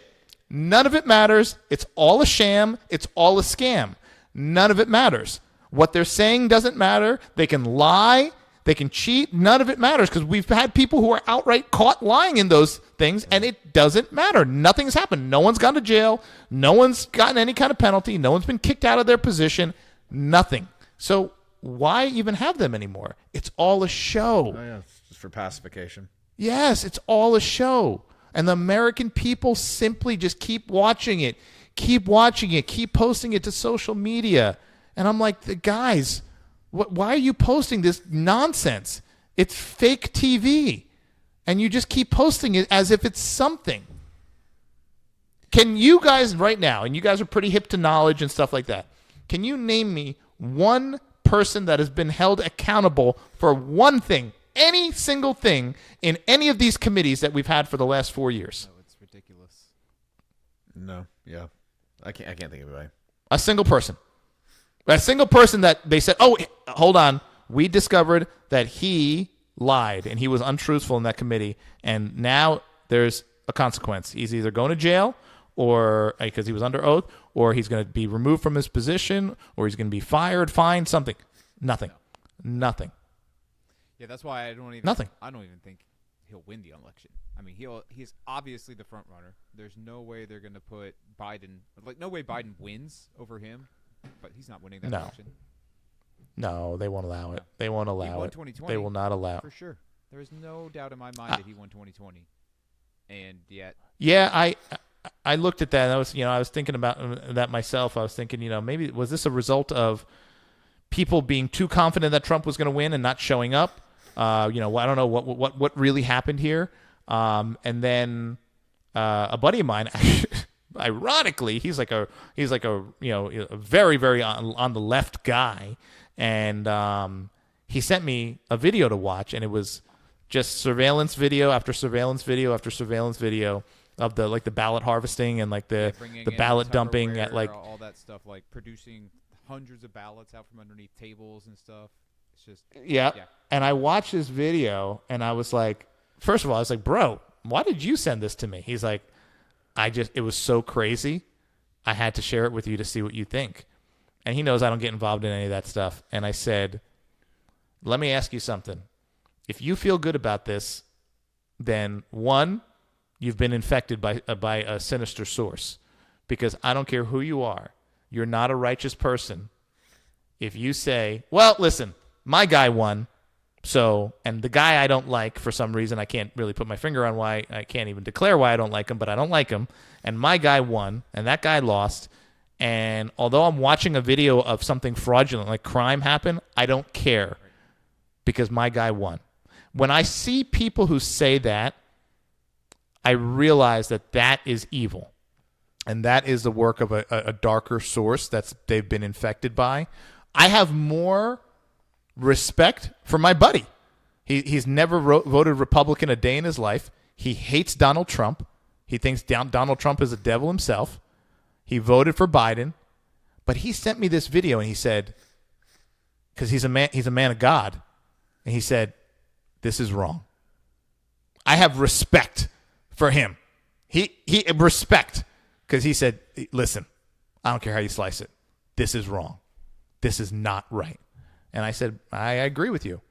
I said, whether I support Trump or Biden, I agree with you that like 5,000 ballots coming in the middle of the night, all for one candidate out of the blue. Yes, I agree with you. That's not right. And he voted for Biden, and he was saying that's not right.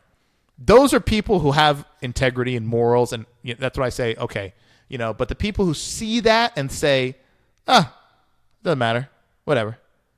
So when you see that, and obviously that was prevalent, there's a lot of videos out there with, tracking cell phones of people who were doing this stuff, and that's all fact. No one made it up, right? It's all out there.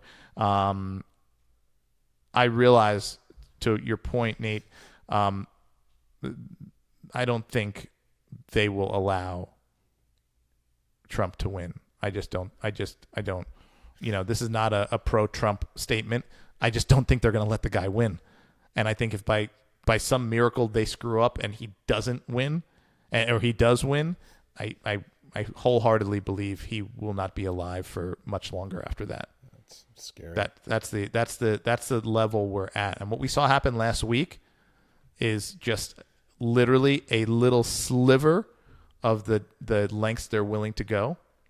And it's it's 34 convictions. By the way, has there been a single conviction of anybody regarding the Epstein case?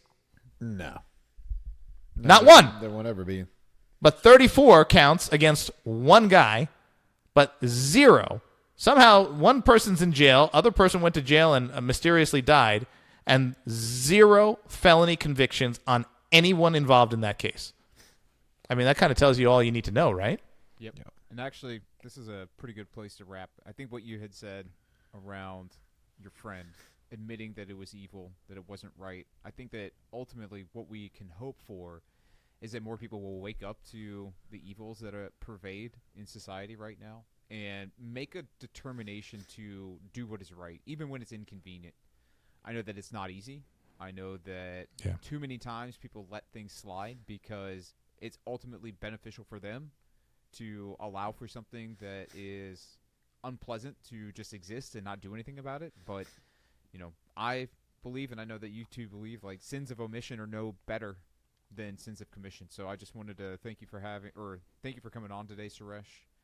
And let us know, or let everybody listening know where they could find you, where your podcast is, all that good stuff, and we'll put that in the show notes too. Sure, yeah. The company 221B Tactical. Check out the website. My personal podcast is Tactical Ambitions, so Tactical Ambitions on YouTube and on all the podcast platforms, Apple, Spotify, Podbean, the whole nine. And Instagram, Suresh_actual, and TikTok, I think it's Tactical Ambitions as well. So all those places. I got to be honest. At this point, I'm not really managing those things, but the people who manage them, if I have a personal message for that's a real message, they will share it to me. They will forward it to me.